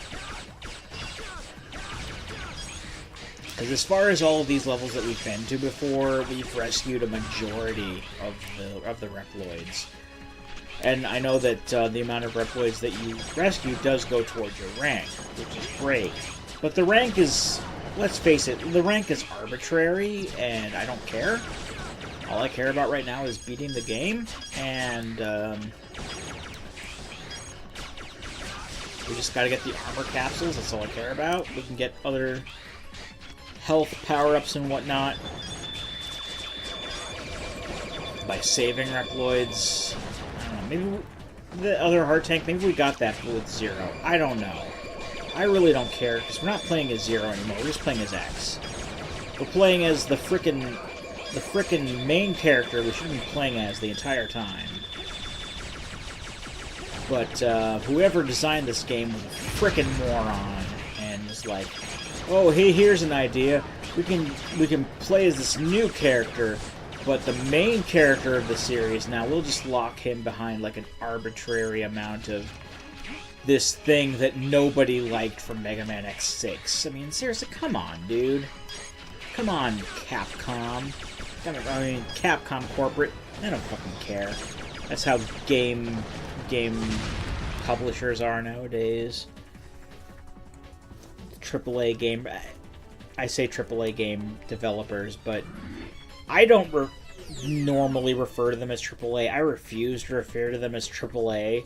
I just refer to them as like major publishers, because AAA, if you call something AAA, that means that they are known for making like good stuff. Like AAA is a good grade, super good grade, and you expect them to make good things all the time, but none of them ever do. They make good things here and there, but for the most part, it's just stupid shit like microtransactions. I can just leave the level. Fuck it. I got what I came here for. One moment before I get back to the stage select. But yeah, that's how I feel about AAA publishers, is that they're not always AAA, as we say. Anyway, I've gotten the 2 armor parts, and I'm fairly sure I've gotten all the sub-tanks and weapon tanks and heart tanks and whatever tanks we can get to this point. So I'm just going to go on to Snipe Anteater, which is the next guy in the weakness loop, even though it really doesn't matter, because the wheel weapon is absolutely crap. It's useless. It's useless against freaking Snipe Anteater. Let me put it that way. Oh yeah, it's fully 3D stage. But at the very least, we got our armor upgrades, and that's really all I care about. So, yeah. So we will be seeing another capsule here, and obviously another heart tank. And I think that's all that's here. Yes. Just looked down at my phone again while I got hit by the samurai guy. You know what? I can just skip through a lot of this. I will still grab whatever Reploids I can, because Reploids give me parts and you know, heart tanks and stuff, but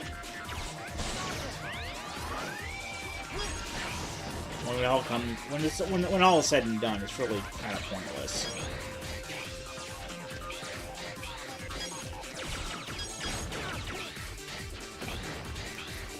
This stage is stupid too, because you have this like upside down gimmick too. Like, you can go to certain like little spaces on the board, like these orange spaces, and they'll make you upside down, and it's stupid, and this game is bad. Like, if you jump on those spaces, they'll make you upside down, and that's how you get to certain Reploids, certain upgrades, and you're also going to be caught behind certain these little transparent orange walls you can't go past otherwise. Again, I really don't care about the Reploids that much. I mean, all I really needed the Reploids for was to unlock X, and again, we're playing on super easy Babby mode, so I really don't care that much about whether we get the upgrades or not. I just want the glide armor. Because the armor in this game is actually not that bad. I think that the, like I was talking about earlier with Pro Jared in his review, he said the glide was stupid. But the glide is actually... The glide is not that bad in this game, from what I've learned. I will still agree with him that the game, in and of itself, is a bad game. But, I don't see anyone contesting that at all. Oh yeah, and this is Snipe Anteater's level, is like this like cyberscape thing, which doesn't make sense with, I'm guessing his motif is being a sniper. What does that have to do with computers? And we already had this, I mean, not this upside down bullcrap, but, you know, a cyber level, cyberspace level. That was Cyber Peacock from X4. That was done 2 games ago. And, sorry, Mary, I don't think I'm going to be able to get to you.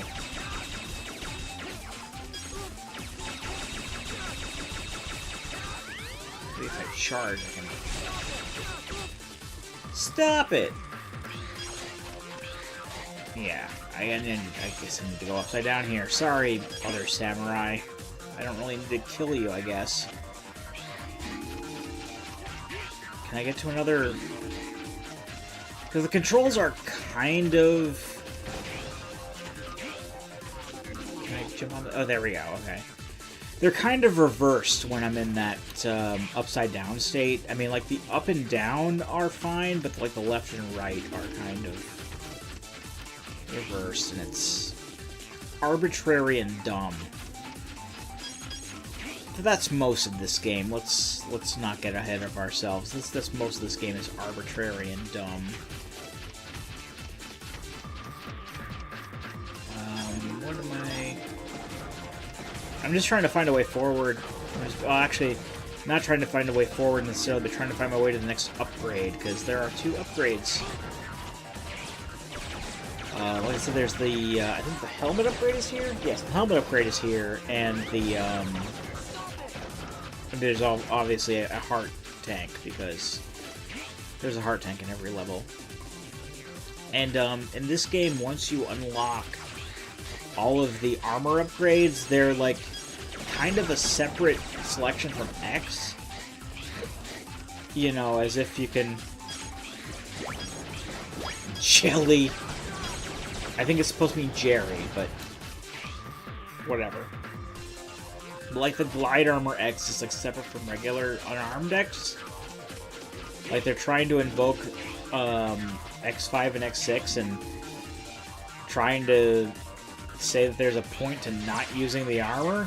There's no point to not using the armor, my dudes. If you get the armor, you're gonna want to use the armor.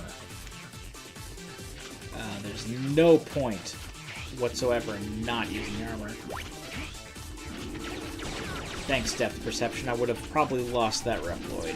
I mean, again, not that I care, but... I mean, I guess I care a little bit. I want as many upgrades on X as I possibly can, because Lord knows most of these upgrades were spent on Zero. But, okay, I gotta go around this guy in order to hit him. That's fair.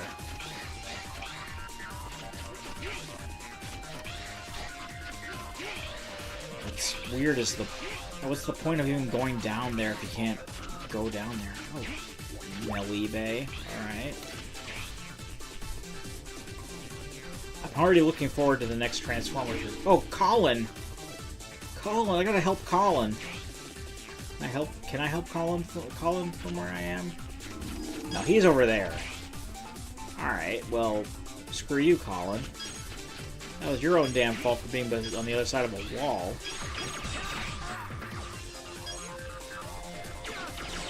You should have known that X was coming to save the day, and you should have positioned yourself on the cyberscape accordingly. Actually, I think I can get Colin now. Whatever. Yeah, there he is. Hey, Colin. The depth perception in this game is all wonky as hell. But it's to be expected from a game that's trying to break out into 3D. Because we all knew this was a good idea. This is as good of idea as, you know, Castlevania 64. I poke fun at Castlevania 64, but I really don't see it as bad as everyone else does. I played Legacy of Darkness quite a bit, and I liked that game, so... I don't know. I'm a contradictory guy. But I can agree with everyone else that this game is not good. This game is not good. Where is the helmet? I'm looking forward to the next Transformers review. This is like one of the worst, if not the worst level. Thank God I don't have to do this again. At any point in the future. They don't recycle this in the Sigma stages or anything like that, so that's good. Oh no. That's the next part of the level. I hope I did. I don't think I permanently bypassed the armor upgrade. I'd really like that, please. Oh no, this is the boss. Oh, splendid! Even better than expected. Not splendid at all. You have a vacuum or something on your back. How long must this madness go on? God, X, shut up. Let me ask you, how long has this madness been going on? The annals of history contain endless records of war. The madness will never end. Oh, We Vey. can create a world without war. Utopia is not just a dream. Yeah, it is. You can't build a utopia on top of the graves of rebels like myself. I'm getting some water real quick. I missed the helmet upgrade. So, I must follow my beliefs.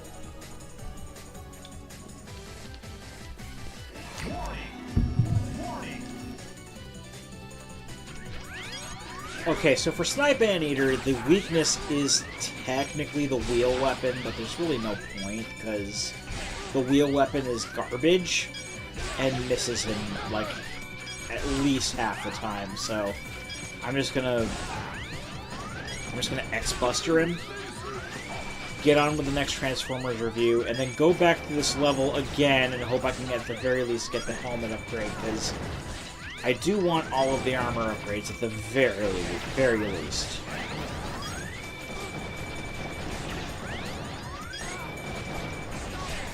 I apologize if this whole setting looks confusing to you. It's confusing to me too.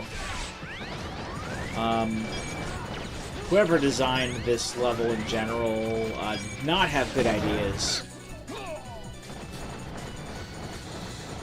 And that's just where I'm going to leave that discussion, so, yeah. I guess we got to see at the very least how many dudes I saved. This is a bad game.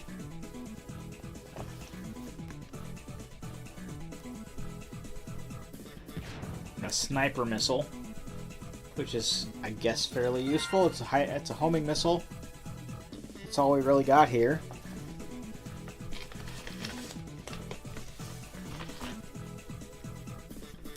Oh, we got a rank up to B. Okay. Again, arbitrary. No, we got a part at the very least. Oh, got 2 parts. Okay.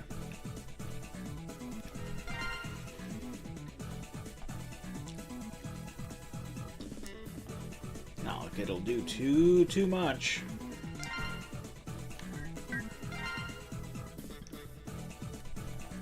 Yes, I know, Alia. You told me this literally 5 seconds ago.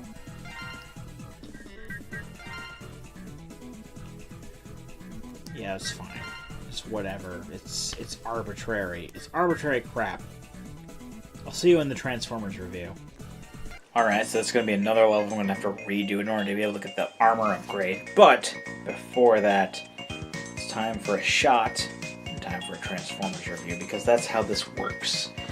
Trust me, if I'm feeling salty, it's not because of the Transformers parts, because the game is so goddamn bad. Oy vey. And I'm not the most lucid right now. Far from it, actually. Very much on the drunken side. I don't even know how many shots I've done. Just, you know what? Just being a Maverick, do a shot. There you go.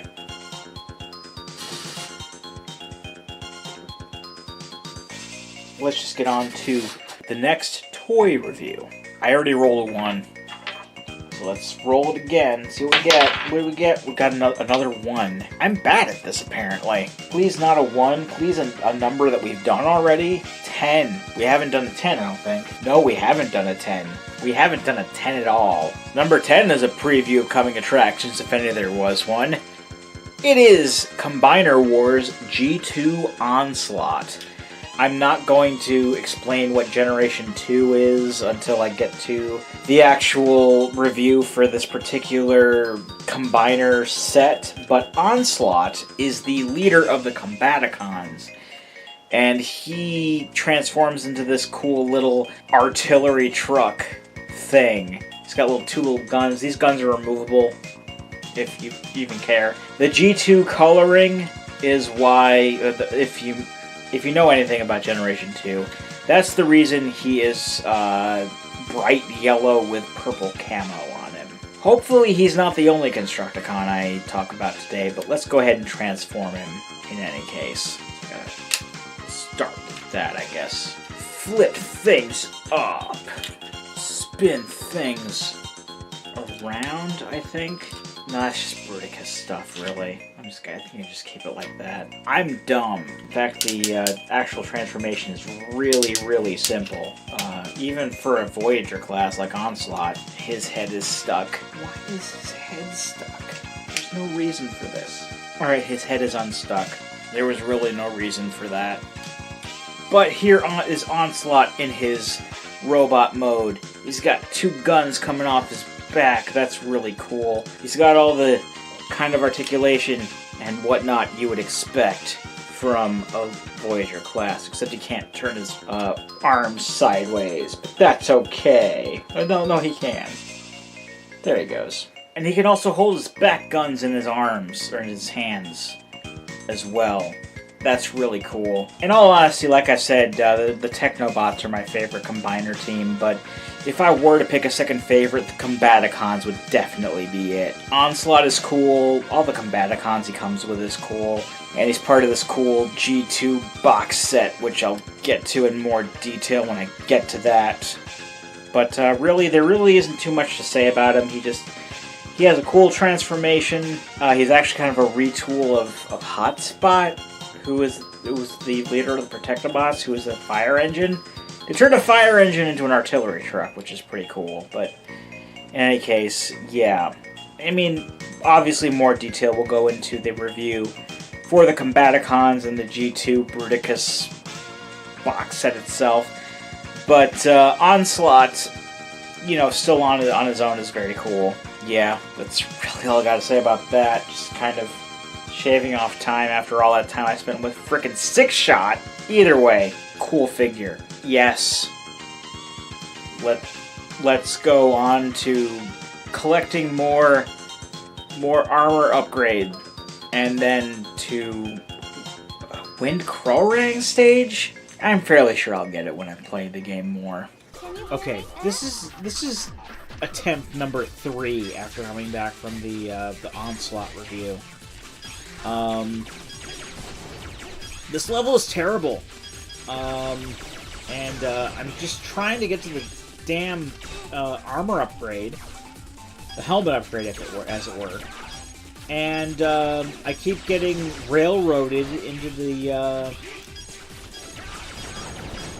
unwinnable situation here. This is fucking stupid.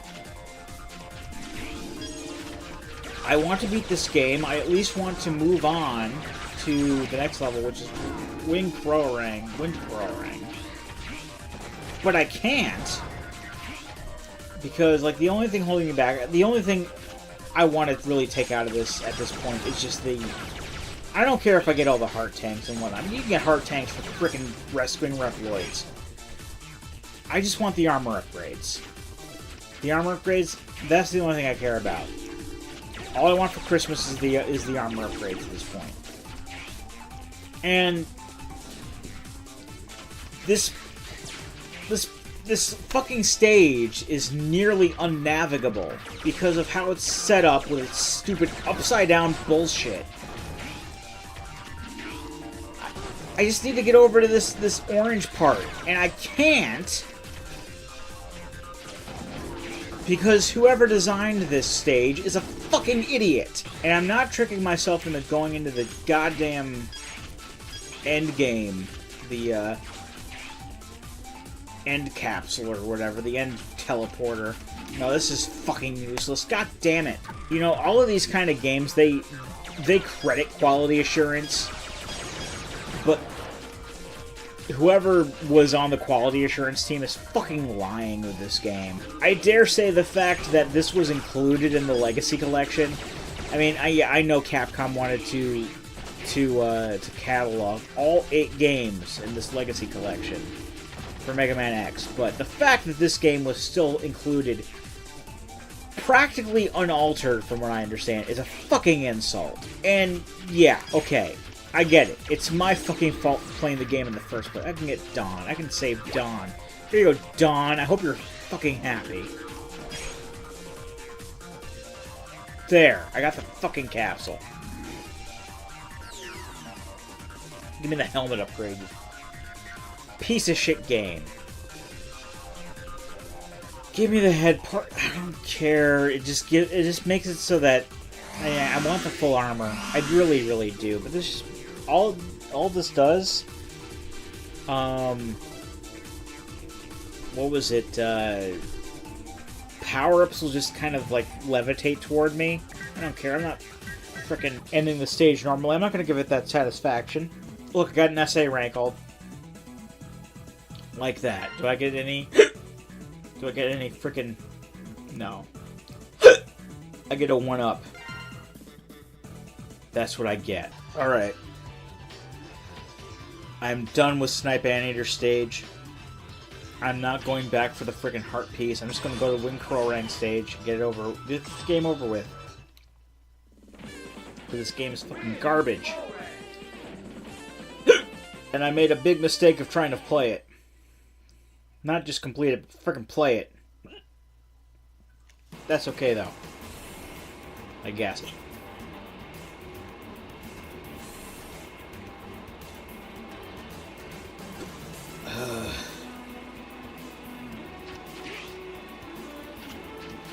So, this is a mostly 3D stage where you have to jump across all these planes.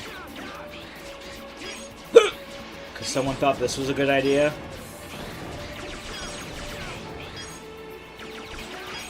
Basically, a lot of ideas were thought to be good in the making of this game, even though they weren't.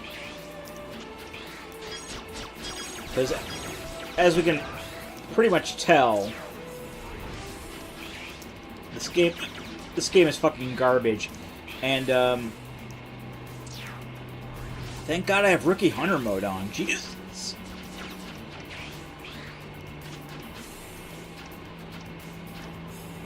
Because otherwise I would have lost like fucking 3 lives there. And when you're playing a game drunk,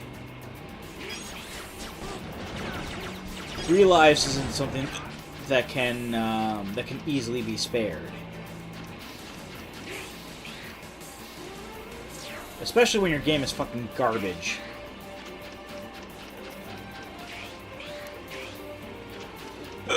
Oy vey. Okay. Let's see how far we can get. There's the heart tank. Okay, so I found the heart tank easily enough. I'm still going to try to get it.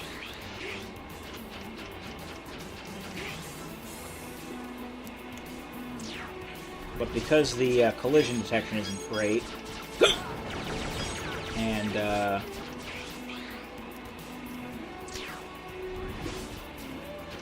depth perceptions suck.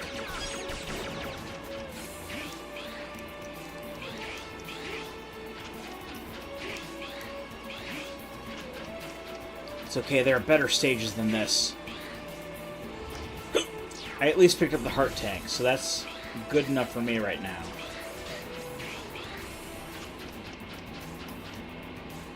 Oh, yeah. Alright.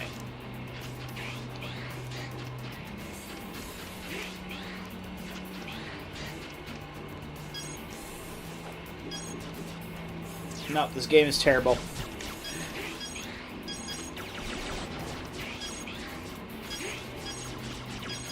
It's like it's just... Hi, Nigel. It's like the game is just screaming at me, please deal with my shitty hit detection and shit. And I'm like, no, game, I really don't want to. And it's like, please. And I'm like, oh, all right.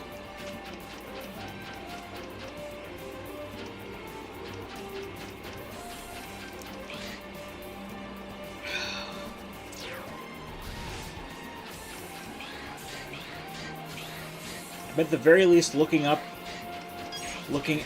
or looking forward. Looking up, looking out, looking forward. Looking forward to the toy review after this, to at the very least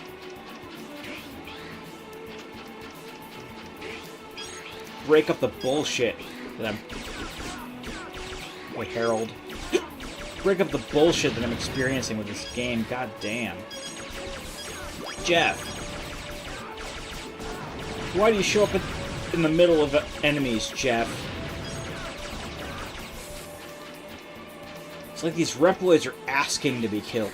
Seriously.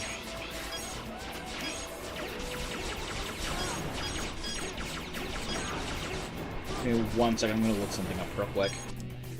Okay, the answer to my question was yes. The armor capsule, the last armor capsule, is in this stage, but luckily it's not in this part of the stage. It's in the latter part of the stage, and from what I remember, it's fairly easy to find. Doesn't make it any less bullshit. Ready? It's basically in this part of the stage. Can you hear me, Yes, I can hear you. I don't care. Nobody cares. Nobody likes you, Aelia.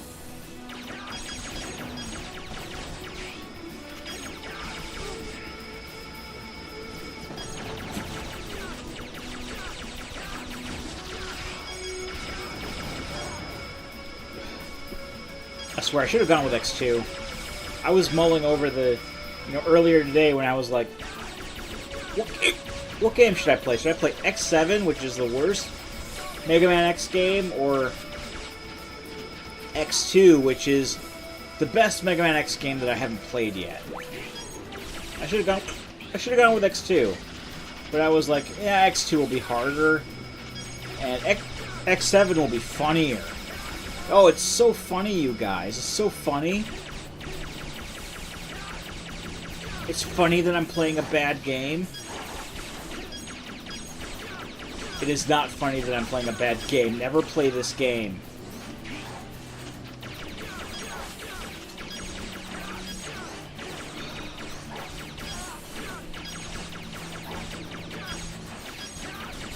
I don't even know if I'm going to make it to the end, you guys.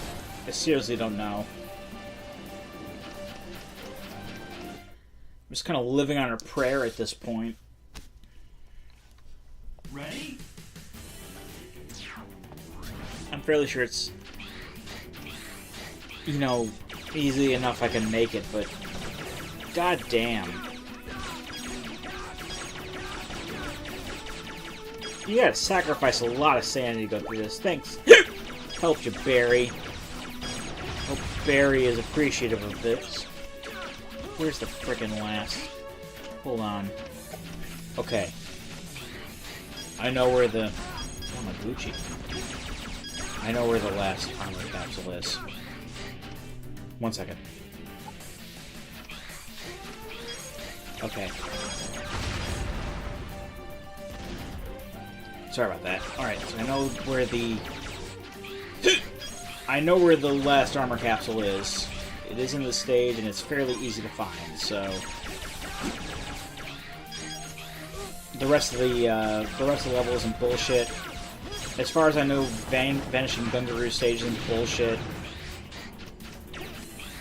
And there isn't too much bullshit in the Sigma stages, so... As far as I know, we're past the worst of it. So I think I can survive the rest of this game.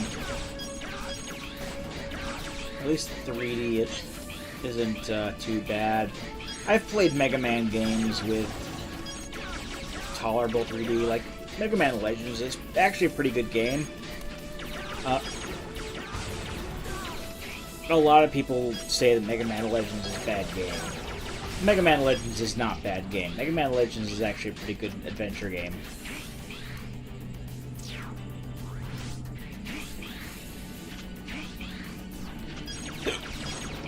Bert? What are you doing there, Bert?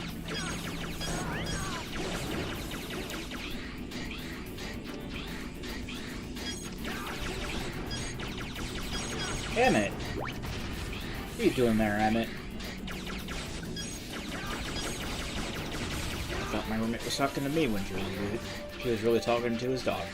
Okay, so I believe the armor capsule is this away. Hey, Damon. Oh, there's the armor capsule. I'm not even gonna bother picking up any other frickin' heart tanks or anything like that. I'm not gonna be on the lookout. It's not frickin' worth it anymore. Let's just beat the frickin' game, shall we?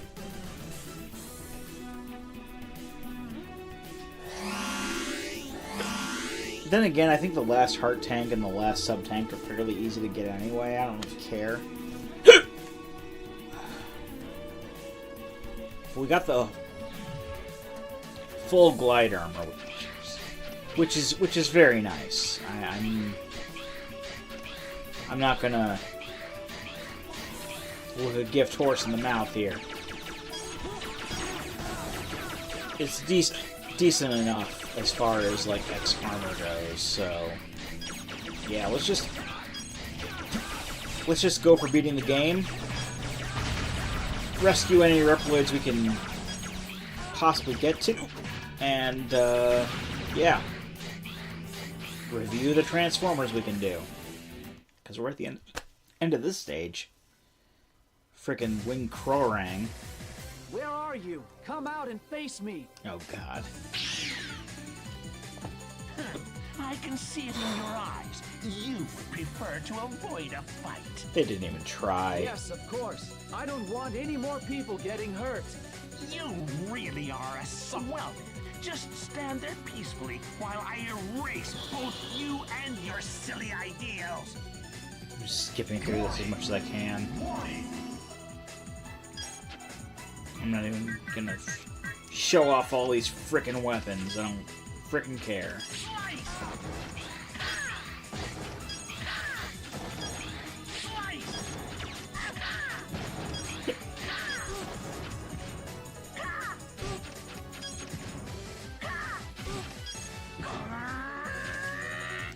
Shoot missiles at him, that's how you win.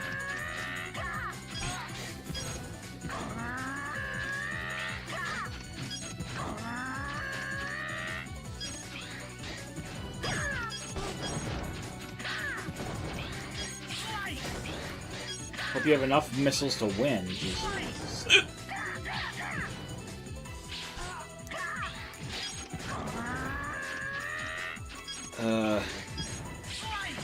This game sucks.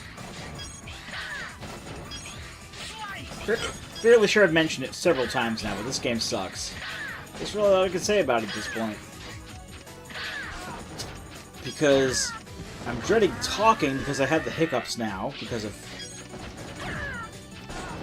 alcohol.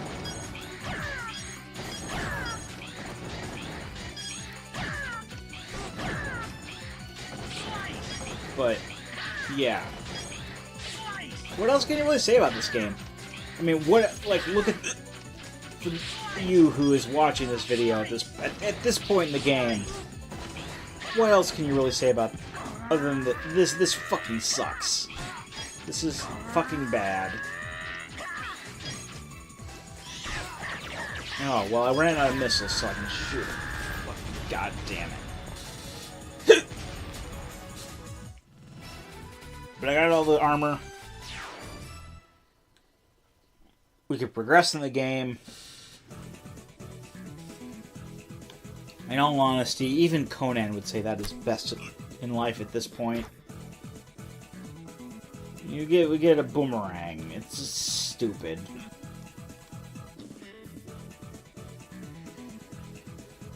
Okay, we still got Vanishing Gungaroo stage at this point, and then the Sigma levels, which is like maybe like 2 of them.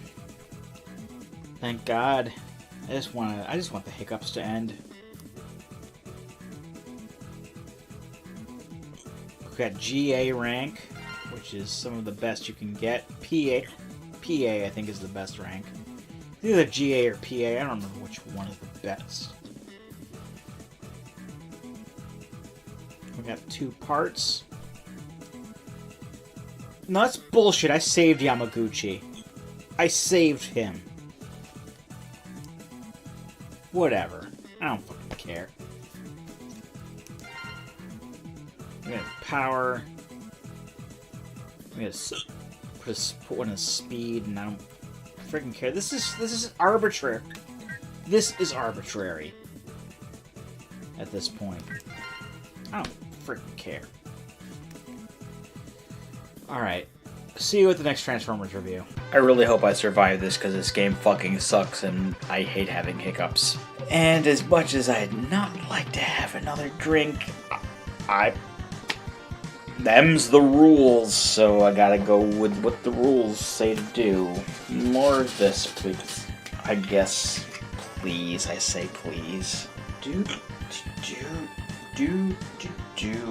Oh well, at least the Transformers reviews will break this crap up. Here we go. I'm putting off drinking this. I'm so putting off drinking this. I'll be alright. I'll be okay. Here Here we go. Okay, no. Here we go now. Here we go now. The fucking hiccups. I swear. Oh, fucking goddamn it! I hate these. Nothing I can fucking do about them either. This is so fucking stupid. Alright, seriously, before I hiccup and shake all the frickin' drink out of this goddamn shot glass. For reals this time!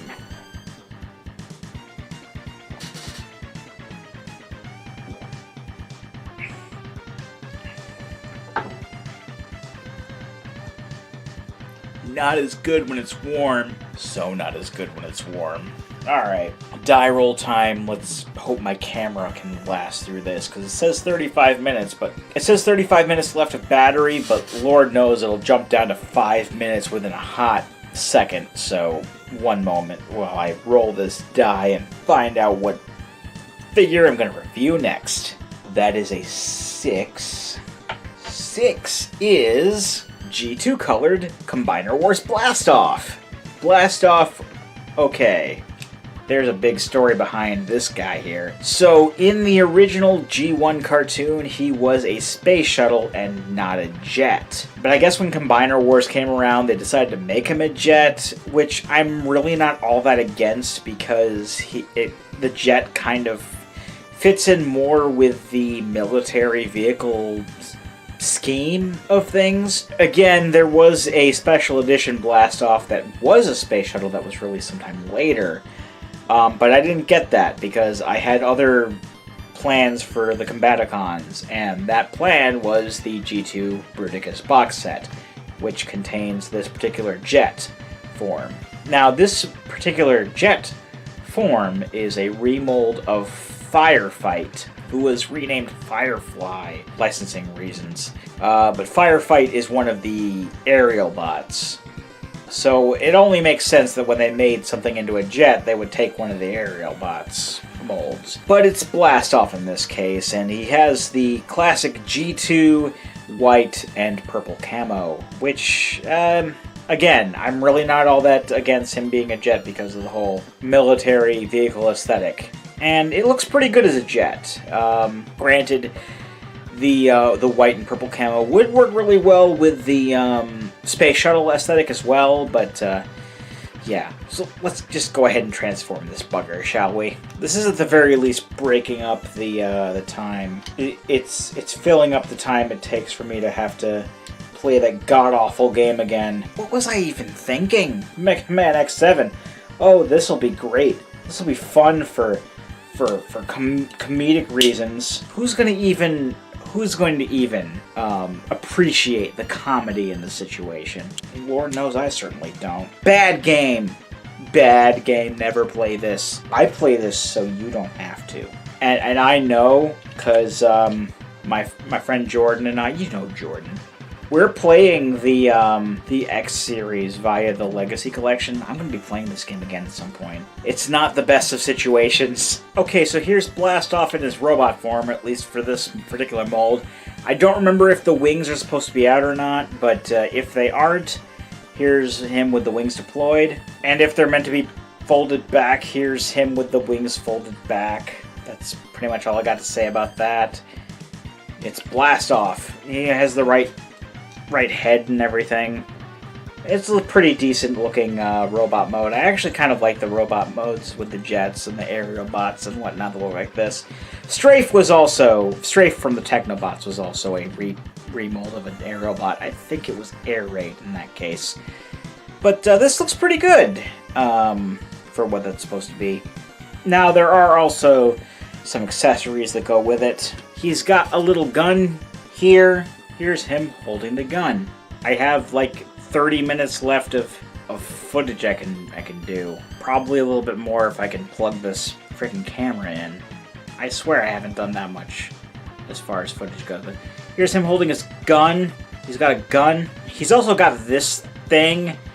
It's another gun. He can hold it in his other hand if you really want him to. You can also attach it to his jet form under one of his wings, but the thing is, this is actually supposed to be something that can turn into a hand or a foot if you decide to make him into a combiner limb. And considering that he comes with a G2 Bruticus set, he's supposed to be an arm canonically, but there you go. So yeah, G2 Blast Off only comes with one set. You can get Blast Off separately in one of two ways, really. You can get the standard Combiner Wars version, which is like this, only brown. You can also get the Space Shuttle version, which is a thing. Yeah, the battery just went down to 6 minutes. I'm gonna plug this camera in after this review. But that's Blast Off, and he'll have a full proper review with the Bruticus review, but still, he's a pretty cool thing. Let's go on to, I believe, the final Maverick stage in this game. Let's get on to it. Okay, so we are on the final stage of the game. Well, not the final stage of the game. We're on the final Maverick stage, at the very least. This is Vanishing Gungaroos stage, and now we can play with X equipped with glide armor, like a regular X is. But just to be on the safe side, I always do pick X with glide armor.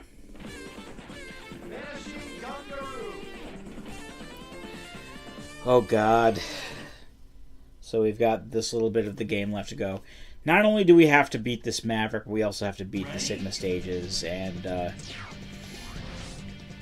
you hear me? I'm fairly sure I'm pretty willing to maybe do like another bot review when it comes to I'm fairly sure there's because this is a ride armor heavy. Okay, here we go. Well, so this is a ride armor heavy heavy stage, so it's expecting us to have ride armor for at least most of it.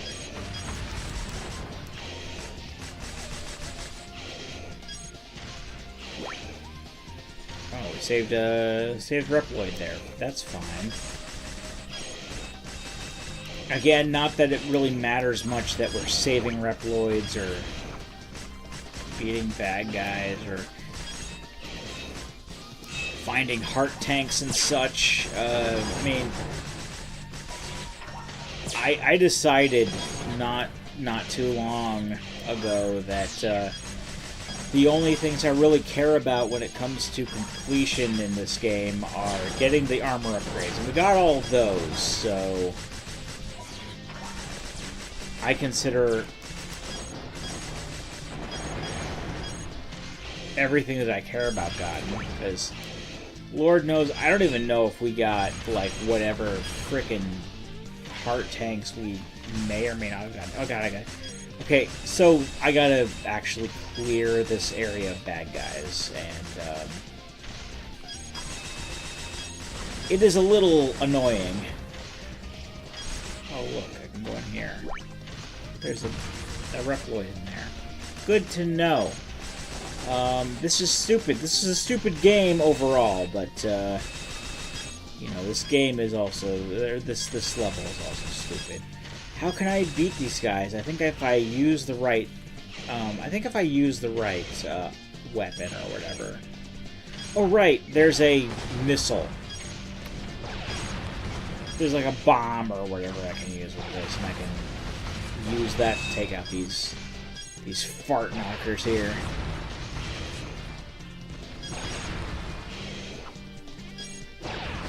And I think these dudes are the only things I have to take out in order to open up the door to the next area. So this is a very ride armor centric area level, in all honesty. So we have like another basically unique level, kind of like Ride-Borsky stage, except less tolerable. I don't know. The ride armor sucks in this game, so we just gotta kind of put up with it. That's pretty much what we've been doing. We've been putting up with this game in general. Because this game is terrible. This game is bad.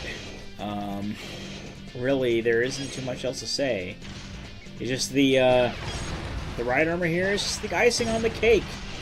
It is the icing on the shit cake that we have been eating this entire time. And, you know, I'm sure that most people are living their lives content that they didn't even know that Mega Man X7 exists. Well, you know,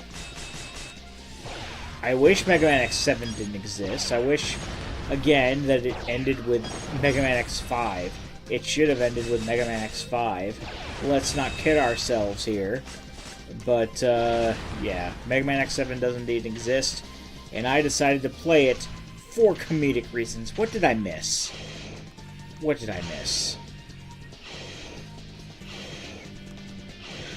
What did I fucking miss? This guy. This fucking guy. This guy. I'm calling him Steve. I know there was a Reploid named Steve. That's just Steve. That's Steve's fault that...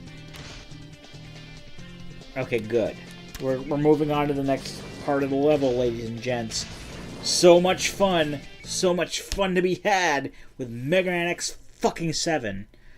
Can you hear me? And it's not to say anything about Mega Man X6 or Mega Man X8. At least Mega Man X6 and Mega Man X8 are polarizing. At least the basic gameplay in those games is freaking solid. It's just the level design that's the problem in those games. And other than that, you know, the game... I mean, I remember when my friend Travis, he had Mega Man X8, and that's where I got my good... Oh, hey, Michael. That's where I got my my good memories of Mega Man X8 was from playing it with my friend Travis, and I played it on this this collection, and it wasn't as good as I thought it was. But at least that was that. Mega Man X6 is still it's a competent game, but it's not great. I think that a lot of its failing was in the level design. You know, much like X6, but X7 doesn't even have that going for it. Can we go in here? Yeah, we can, but there's nothing in here. Good to know. Can we go in here? Yes, we can. I know there's one room that has, like, the sub-tank and the heart tank in it. And that's great, I guess. But, you know, it's whatever. Oliver! I helped Oliver. Great, I suppose. This doesn't matter if I helped Oliver or not, this game still sucks. I'm just gonna beat myself up for the rest of this frickin' video. Just... Did I seriously think that it would be fun to play Mega Man X? I should have gone with Mega Man X2. Alright, so here's the thing. If I do another drunk play or something, it's gonna be Mega Man X2. It's gonna be a good fucking game, not this shit. At least I'm getting this out of the way. I don't, other than like the inevitable playthrough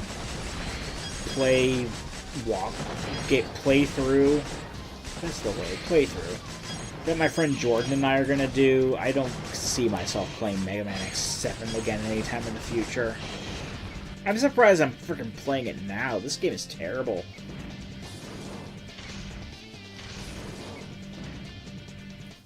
But at least we're just taking the straight way through. Just going on what we need to do. I don't care about you, Alia. The thing here is that you have to kill a certain number of these ride armor before you can progress. Whoop-de-frickin-do. What I'm gonna do real quick is I'm gonna... How do I... Oh, I can help Eric possibly get a part.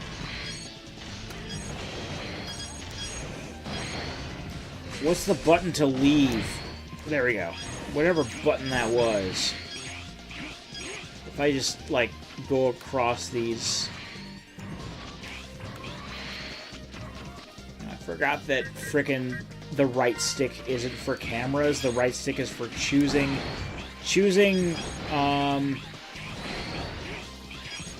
is for choosing weapons now. Which is frickin' dumb. Oh, Keith! And there's the sub-tank right there. The sub tank and the heart tank are in this stage, or in this particular room, this very room. And this is how the glide is helpful. The glide can cover such a good gap of air. It is very, very useful.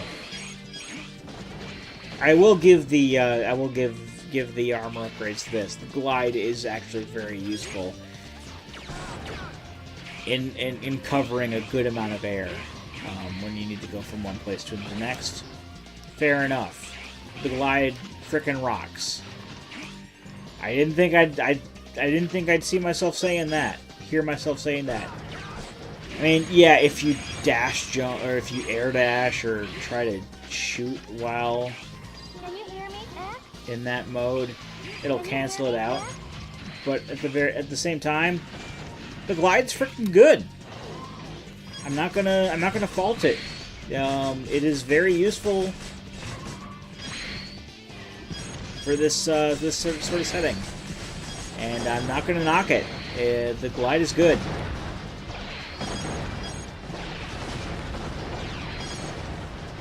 I mean, what else we got? We got the X-Buster can charge special weapons, as it always does in Mega Man X games. The helmet can draw certain pickups toward you. Okay. I mean, I'm playing in baby mode, so it doesn't really matter. And then the armor upgrade, that does cut the amount of minuscule damage I take in baby mode. It also allows me to do the Giga attack, which is actually fairly decent against bosses. So, alright, I'm not gonna fault the armor, the full armor experience that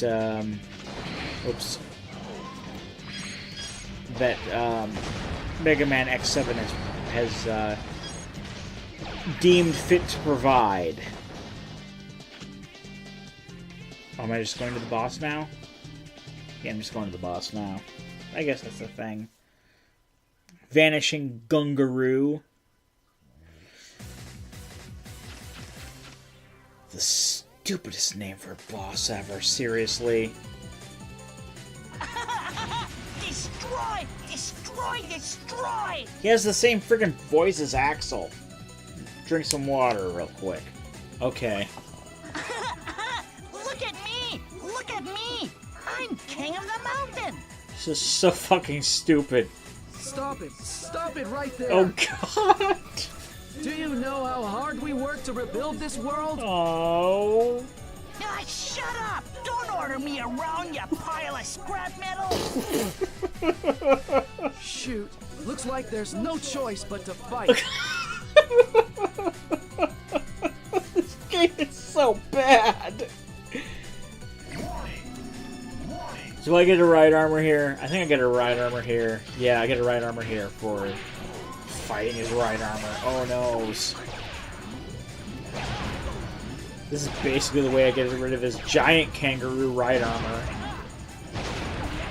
And then once we get to this phase, he is susceptible to... Which one is it? Wind Cutter? Yes.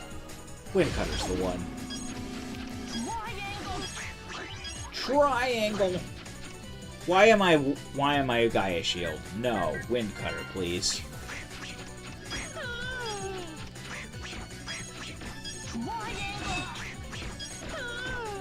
This part's boring. Doesn't matter. All these weapons suck. Can't even hit him half the time. Look how much it takes out. I'm better off just... Here, I'm switching to 0. I'm better off just doing this. Hold on, what is...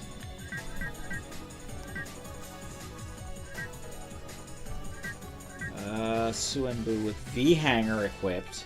Press X.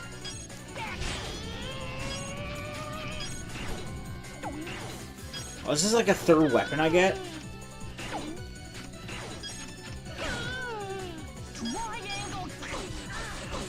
Frickin', I can just mash the Y button with a 0.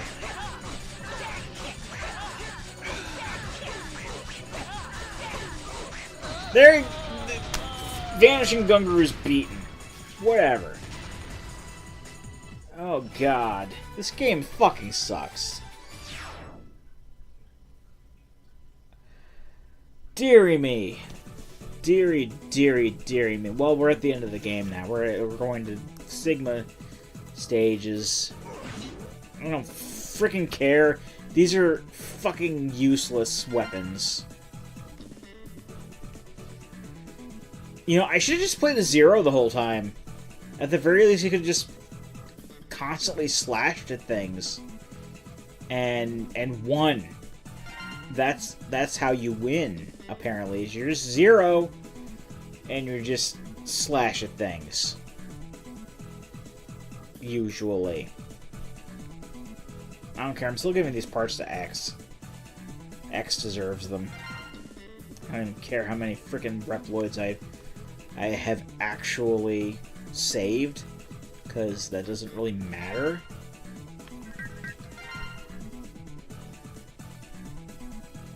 Because I know Alia. Shut up.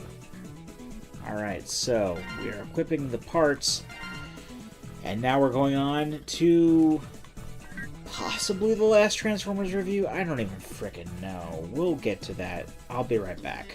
Hey there, folks. Forgive the sudden camera angle change, but I had to put the camera into a position where it could be plugged in and charged, because it was running out of battery, and I'm running out of usable space on the camera, apparently, as it is. I blame Sixshot because it took like 25 minutes to transform that thing into frickin' 6 different modes. But we just finished the final Maverick, Vanishing Gungaroo, so we've got to do another shot here, because I hate myself. Don't get me wrong, the Transformers part is fine, but Mega Man X7, if you couldn't judge by the by my commentary in pretty much the entirety of the last stage of that game, the game is absolutely terrible. It is a terrible game. I don't know how that passed like any sort of quality assurance. Yeah, quality assurance. That's really the main thing of it. But like, someone saw this, someone saw all of this and was like, yes, this is fine. This is a good game. Let's release this. And then someone was like, yeah, let's re-release this again for more modern consoles, because we're going to release the entire series, even the ones that people know are shit. So let's take a shot, because that's how the rules are.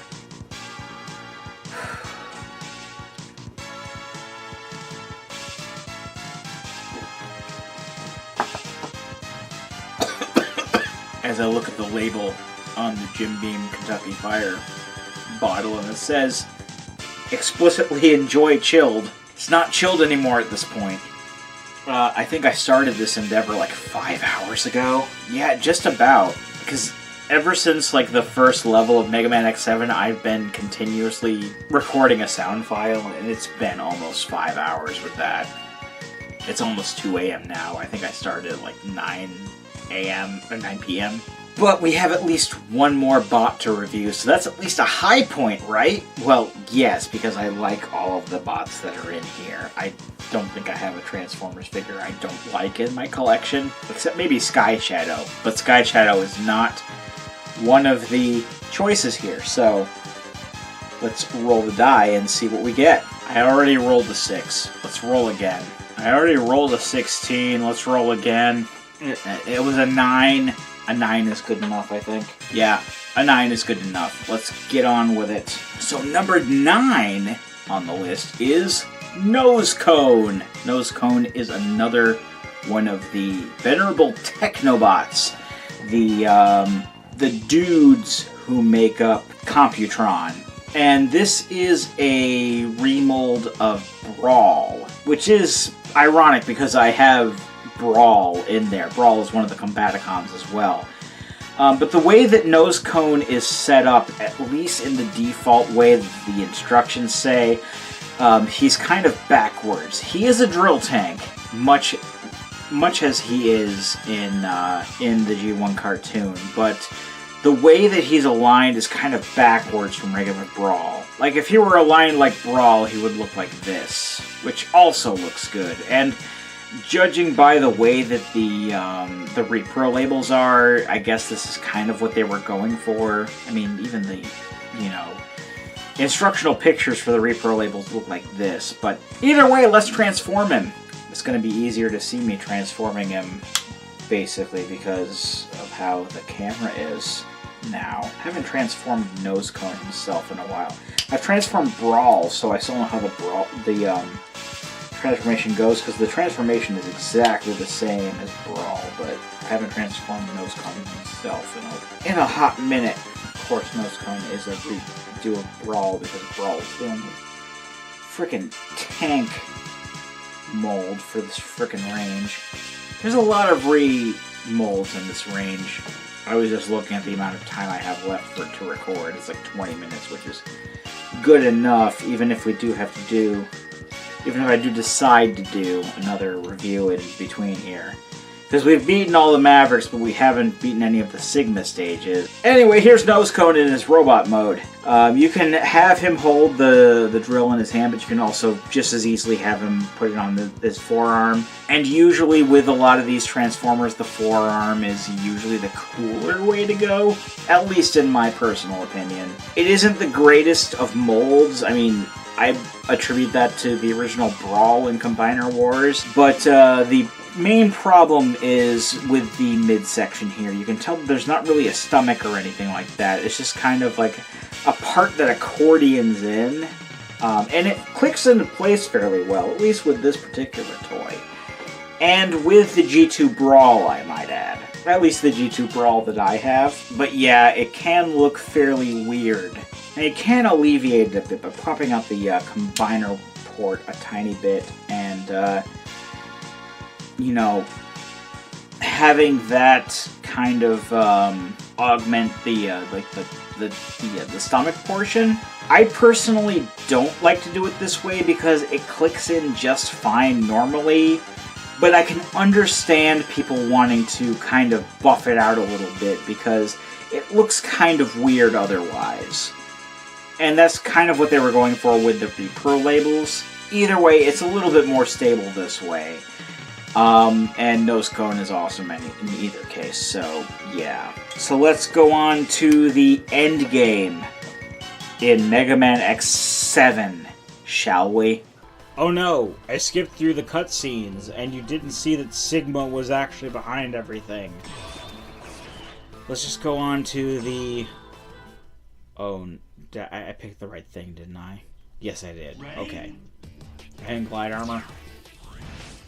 Palace Road is just like a kind of thing where you're outrunning the...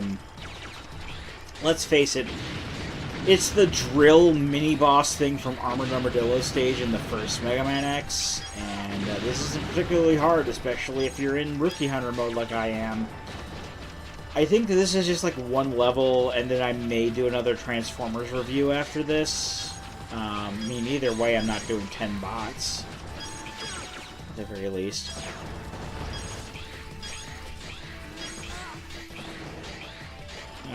But I am at least, at the very least, pretty impressed with the amount of health upgrades and weapon upgrades I was able to get just by saving some Reploids. I mean, I think that's where a lot of that came from. I know I didn't get every single heart upgrade. I'm not willing to get every single heart tank upgrade because this game sucks and I want to get it over with. At the very least, I also want to make some progress and, you know, review more Transformers toys, because reviewing Transformers toys is highly, what's the word I'm thinking of? I can't even think of the word. I can't think of the word that I'm thinking of.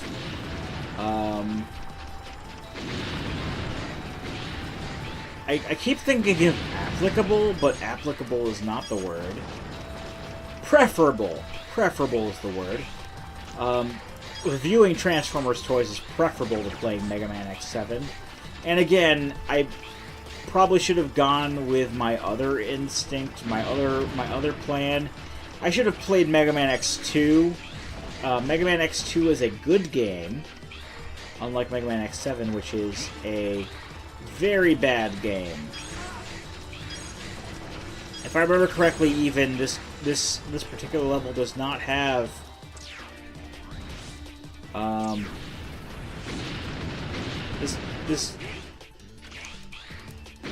this level does not really have a boss to it. It's just like kind of outrunning this guy here. I mean, hell, I even messed up there, and because of the way that Rookie Hunter mode is, I didn't even break a sweat there. I just kind of showed up again, and it's fine.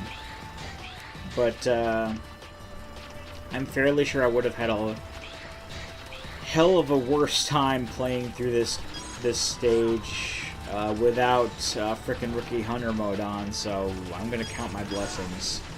I'm gonna chalk that up to a good idea. Rookie Hunter mode was a good idea. I'd like to have made progress in this playthrough, rather than having to put up with the game's janky bullshit anytime I wanted to so much as lift a finger with this game. This game is bad. I would not recommend it to anyone. And in all honesty, when it comes to anything, really, comparing the Mega Man X Legacy Collection in its entirety. Now, do note that I got both volumes of this because I have the physical version of Mega Man X Legacy Collection 1, and Legacy Collection 2 came as a free download as a result. So I got all 8 games for that price, but I would recommend just get Mega Man X Legacy Collection 1, because in all honesty, Mega Man X5 isn't worth the $20 price point that Mega Man X Legacy Collection Volume 2 entails, because you also have Mega Man X6, which is solid gameplay-wise, but bullshit level design-wise. So is Mega Man X8, and Mega Man X7, well, the writing is on the fucking wall with this fucking video. You've seen all Mega Man X7 has to offer, and it's not fucking good. You know what? You know what I'm fucking gonna do? I beat that level. I'm gonna count that as taking another shot and reviewing another Transformer, because goddamn, I'm just gonna fucking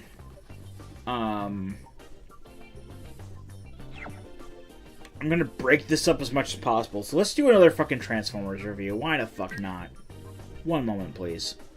Yeah, I need to break that up a bit because that game is that bad. I think this is actually 10 shots. 10 shots, 10 bots. Who fucking knew that would happen? I just need to break up the game. The game is bad. The game is so bad. You don't even know. I mean, you would know by watching. Oh, this is only half a shot. You know what? I'm gonna count it. I don't even fucking care. I finished off my bottle of Jim Beam Kentucky Fire. Thanks Mega Man X7 for doing that. Okay, it's not fully Mega Man X7 for doing that. It's also Transformers for doing that. Transformers is not a bad thing. But let's just go ahead and do this at least half a shot here. Salud.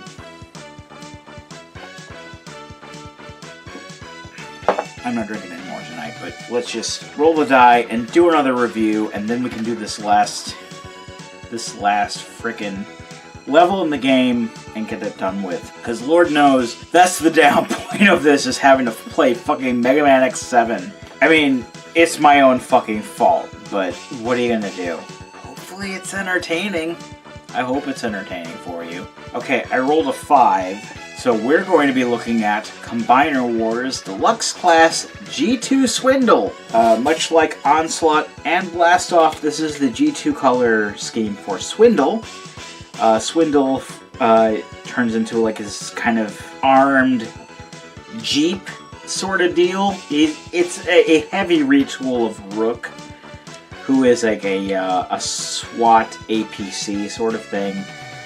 But it's still a cool mold, and I think it does fit Swindle very well. Swindle's one of the Combaticons, by the way, if you couldn't tell by the G2 solid color and purple camo color scheme. He also got a gun on him. Much like Blastoff, he does have another little separate gun piece that turns into a hand or a foot if you want to combine him, but I'm really not going to go into that. I'll go into that more in the full Ridiculous review. But it's a pretty cool mode. It actually looks really cool if you can look at that. So let's transform him, shall we? One of the cool things about this figure is that a lot of the robot mode features, I guess you could say, are very well blended in with the vehicle mode. See, here was the catalyst of everything, was popping up this hood, and that just opens up everything, which is fine, because, you know, I want to do this review as much as you, I guess, really want to see it. I'm just speculating at this point. I don't even know who's even stuck around this long. Okay, I'm going to say it right now. The transformation, I mean, as much as I would have shown of it on camera here, is really, really cool. And the robot mode, I mean, unless you looked at like the frickin' color scheme of it, you would barely know it was the same thing. Like, the robot mode parts blend into the alt mode so well that it's like night and day, and the transformation is really cool. I am extremely wibbly, beyond what mortal man is meant to feel. That means, when I mean wibbly, I mean drunk. I am, wow. I don't even have that much camera footage left. Here's Swindle in his robot mode. Good enough. Yes, good enough. Let's go on to Sigma. Okay, back to Mega Man X7, and God help me. This is the last stage of the game. I mean, boss rush and all, but I'm not feeling all that there. Which is fine, considering what we're going through here. It's just kill some bats, kill some bosses, and that's pretty much all she wrote. Because, again, we're in Rookie Hunter mode, which is Super Babby mode, and I don't care. I do feel like I had to give myself some sort of, yeah, I can duck. I do feel like I had to give myself some sort of handicap here, and it definitely wasn't going to be on the Transformer side. So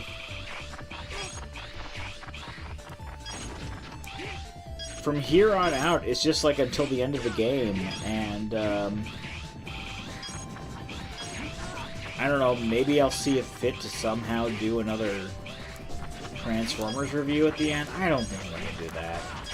I've done the Transformers reviews I'm going to do, and I hope you enjoyed that part at the very least. I know I sure did.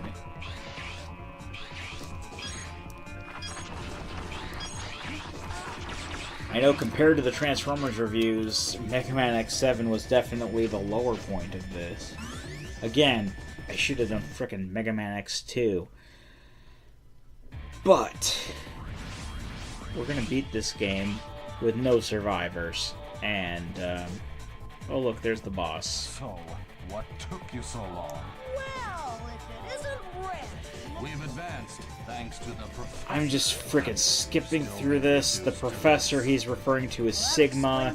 And where is this professor now? Who cares? We're gonna beat him either way. Probably closer. Gotcha. I'll be on my guard. Well, I know you didn't come here just to talk. Shall we get things started? Okay, so we're gonna fight this red guy. Now, if I had gone and, you know, shown the frickin' story, you would know that Red is, like, the leader of Red Alert, and, oh, I guess he's super important and stuff, but, he's a boss here. and it doesn't really matter. He's just let's just use his weakness is the lightning move.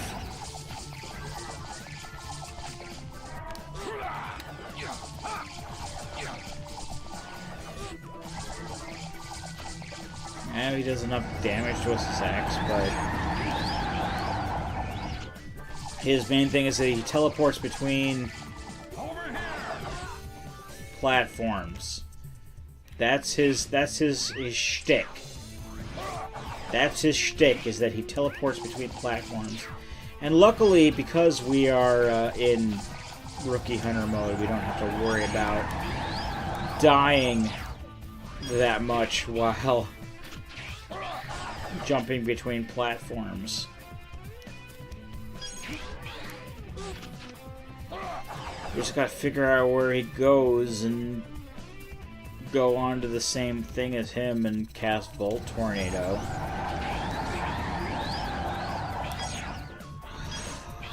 Okay. Or at least try to figure out where he's going. I don't know. I'm not in the greatest frame of mind to be, you know, seriously be doing something like this. Oh, look, there he is. He's over here. Where'd he go? This is fucking stupid.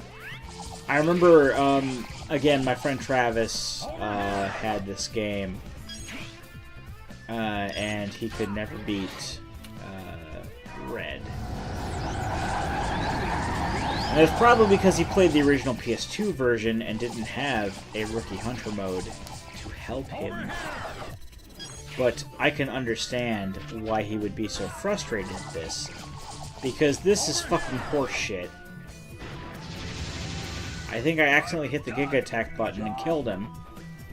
I'm not going to complain. I'm not going to complain because he's dead. And that just allows us to move on. I'm going to skip this because the story really isn't that important for Mega Man X fucking 7. Who really fucking cares? I know I sure don't. I know you sure don't. Let's go into one of these teleporters. And we're going on to the boss rush, if I'm not mistaken. Because Lord knows that's what I want. Oh, no, no, no. We've got more thing to do. More thing. More thing before we get to the boss rush. Which is basically just, it's gonna just, I don't fucking care. I'm just gonna pass through this. You know, the fucking game can do what it wants. I'm just gonna take full advantage of this Rookie Hunter mode and just cheese it. And I don't know. I don't freaking know. Is this entertaining content for a YouTube video? I don't know. I figure that the Transformer reviews I did would frickin' make up for that. Me being on easy babby mode would at least alleviate the frustration for me playing one of the worst games ever made, Mega Man X7, while in an inebriated state. And it's working on the principle that it's making a game more tolerable to me. I don't even remember doing any of this shit. Whatever. Oh no, I'll just do this. I don't even remember doing that part. I don't even remember doing that the first time I played this game. Ready? How much do we have to do to get to the boss rush? I know how much I'm willing to do. And how much I'm willing to do is nothing.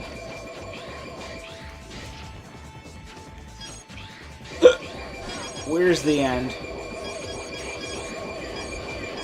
I'm not willing to put up with this. We're just gonna tank it. Because it's bullshit. I'm hiccuping again. I dislike that.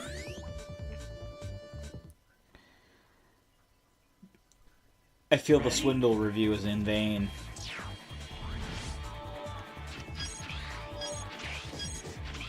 Hold on. What is this shit? I don't remember. I don't remember this shit at all. Am I even still like?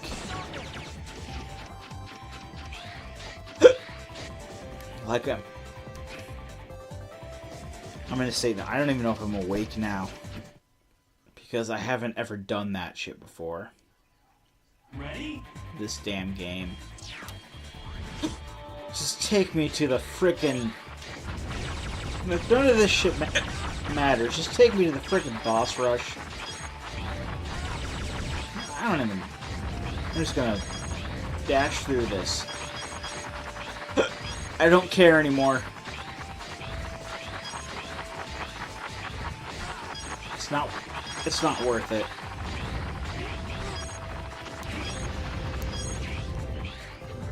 Oh look, the spikes don't even kill me because I'm in easy mode.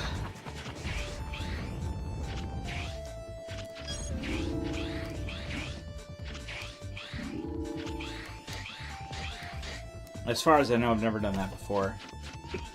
I very well could have, but...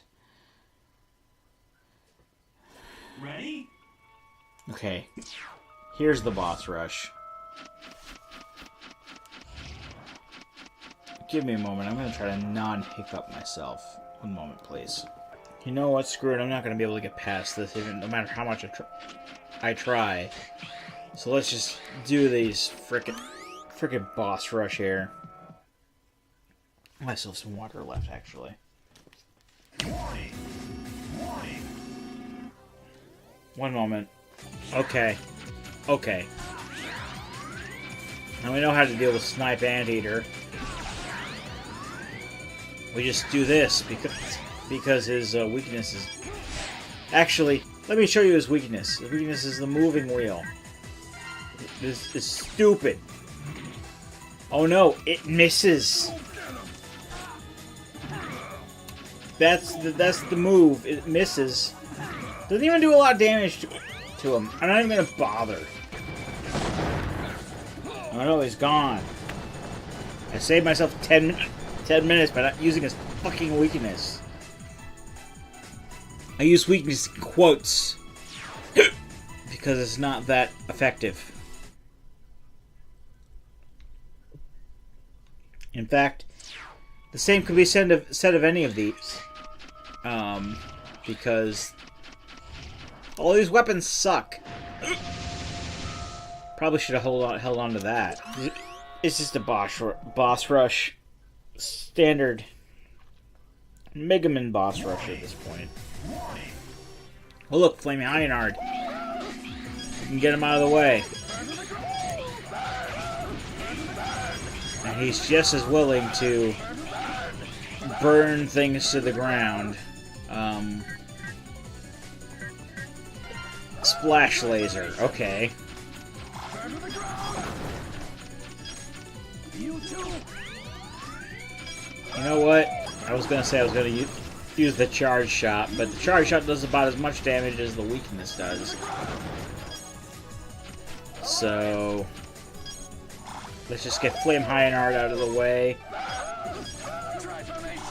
Lord knows we need less burn to the ground in our lives. I'm sorry, I'm not talking much. I'm not lucid at all. I just want to get this done. I want to go to bed. That's where we are. Oh, I'm out of splash laser. Good to know. Good to know that I'm out of the weakness. This game fucking sucks. Good. There. Apologies for anything I may have cut out from that, because it isn't fucking worth it anymore. I may as well just swap to 0 and do all that. You know, in fact, I'm going to do that. I'm swapping to 0, because at least with 0, I have most of these frickin' attacks. I have infinite of them. I'm actually going to swap back to X for this, because I know that I have enough sniper missile at the very least to do this. I may just cut like a majority of this out, because this is just the same shit. Oh my god, you guys, this is so funny. I'm playing a bad game, it's so funny. Come on! Oh god, I ran out of frickin' weapon energy. Now I gotta do this. Never play this game. Never play this game. Never play Mega Man X7. This game is not worth it. I'm in mental pain right now. I am in pain. So yeah, I cut out most of that boss rush. Because this game is terrible. I'm just gonna beat it now. So you don't have to. God damn it. So come on out, Professor. Oh, it's Sigma. Oh no. What a big surprise. It's Sigma was the bad guy the whole time. I don't fucking care what you have to say. I just want to beat this fucking game and get it over with because it's terrible. Terrible. Super bad. I hate it. Never play this game. Never, ever play this game. Ever. Oy vey. Oh no, warning. I'm just gonna beat him. Oh no. I don't freaking care what freaking form he has. He's gonna beat Sigma, because this game is not worth it. Quite frankly, it's an insult to include it in this collection. In such a state, it never... Capcom or, you know, whoever was responsible for this collection never even attempted to make the game better. But for frickin' including it in this frickin' collection, it's a frickin' insult. This game is bad. Capcom should feel bad for okaying this piece of shit. I'm frustrated and I'm mad and I want to go to bed, and I'm just gonna beat the game. Just charge shot. Stop it. That's what he says when he shoots the charge shot. Stop it, because they just castrated X and turned him into a freaking pussy. I don't freaking care. I don't freaking care. I don't care. Sigma, show your freaking second form bullshit they have to put up with. Loading. I think he's like a giant head or some crap in a 3D space. That's fucking stupid and easier to kill than the freaking first form. I don't freaking care. You're not freaking worth it.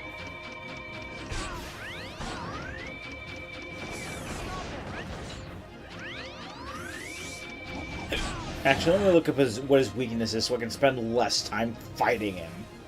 Okay, apparently sniper missiles is his weakness.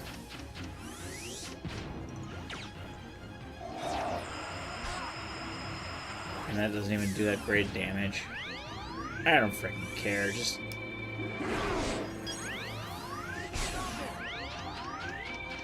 I just want him to go away. I just want this game to be over.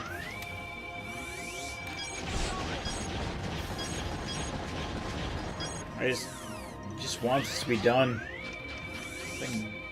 Just fulfill my obligations and go to frickin' bed. It's almost 3 in the morning. It is 3 in the morning, actually, at this point. And... yeah. That's all there is to it.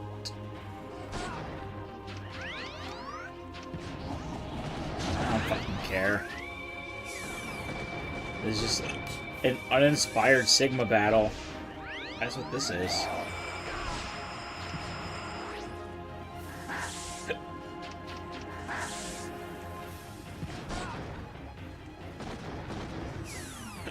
I mean, as long as it'll do damage to him, I don't fucking care.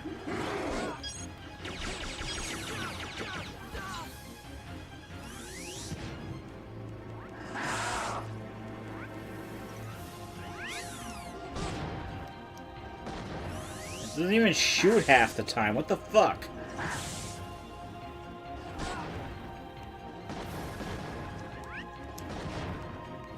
It's fucking sniper missiles. It'll shoot. X button shoots sniper missile. Please end game.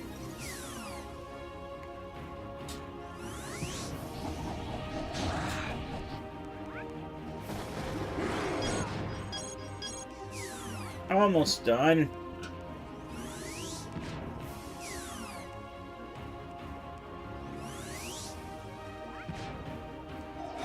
Look, it isn't even that dramatic anymore. It's just fucking a big Sigma.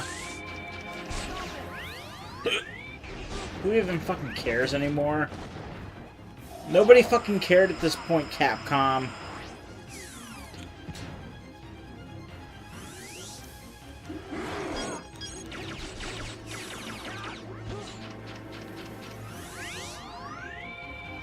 Here, I'll charge up the sniper missile. How about that?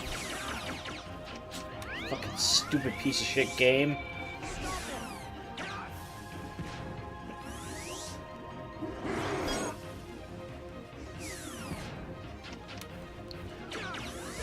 Please just end the game. I promise I will never play it again. Oh, I'm out of sniper missile. Great. Oh, actually, I can use this weapon sub-tank or whatever. And this life sub-tank. Not that frickin' matters. Oh look, I won! This game fucking sucks.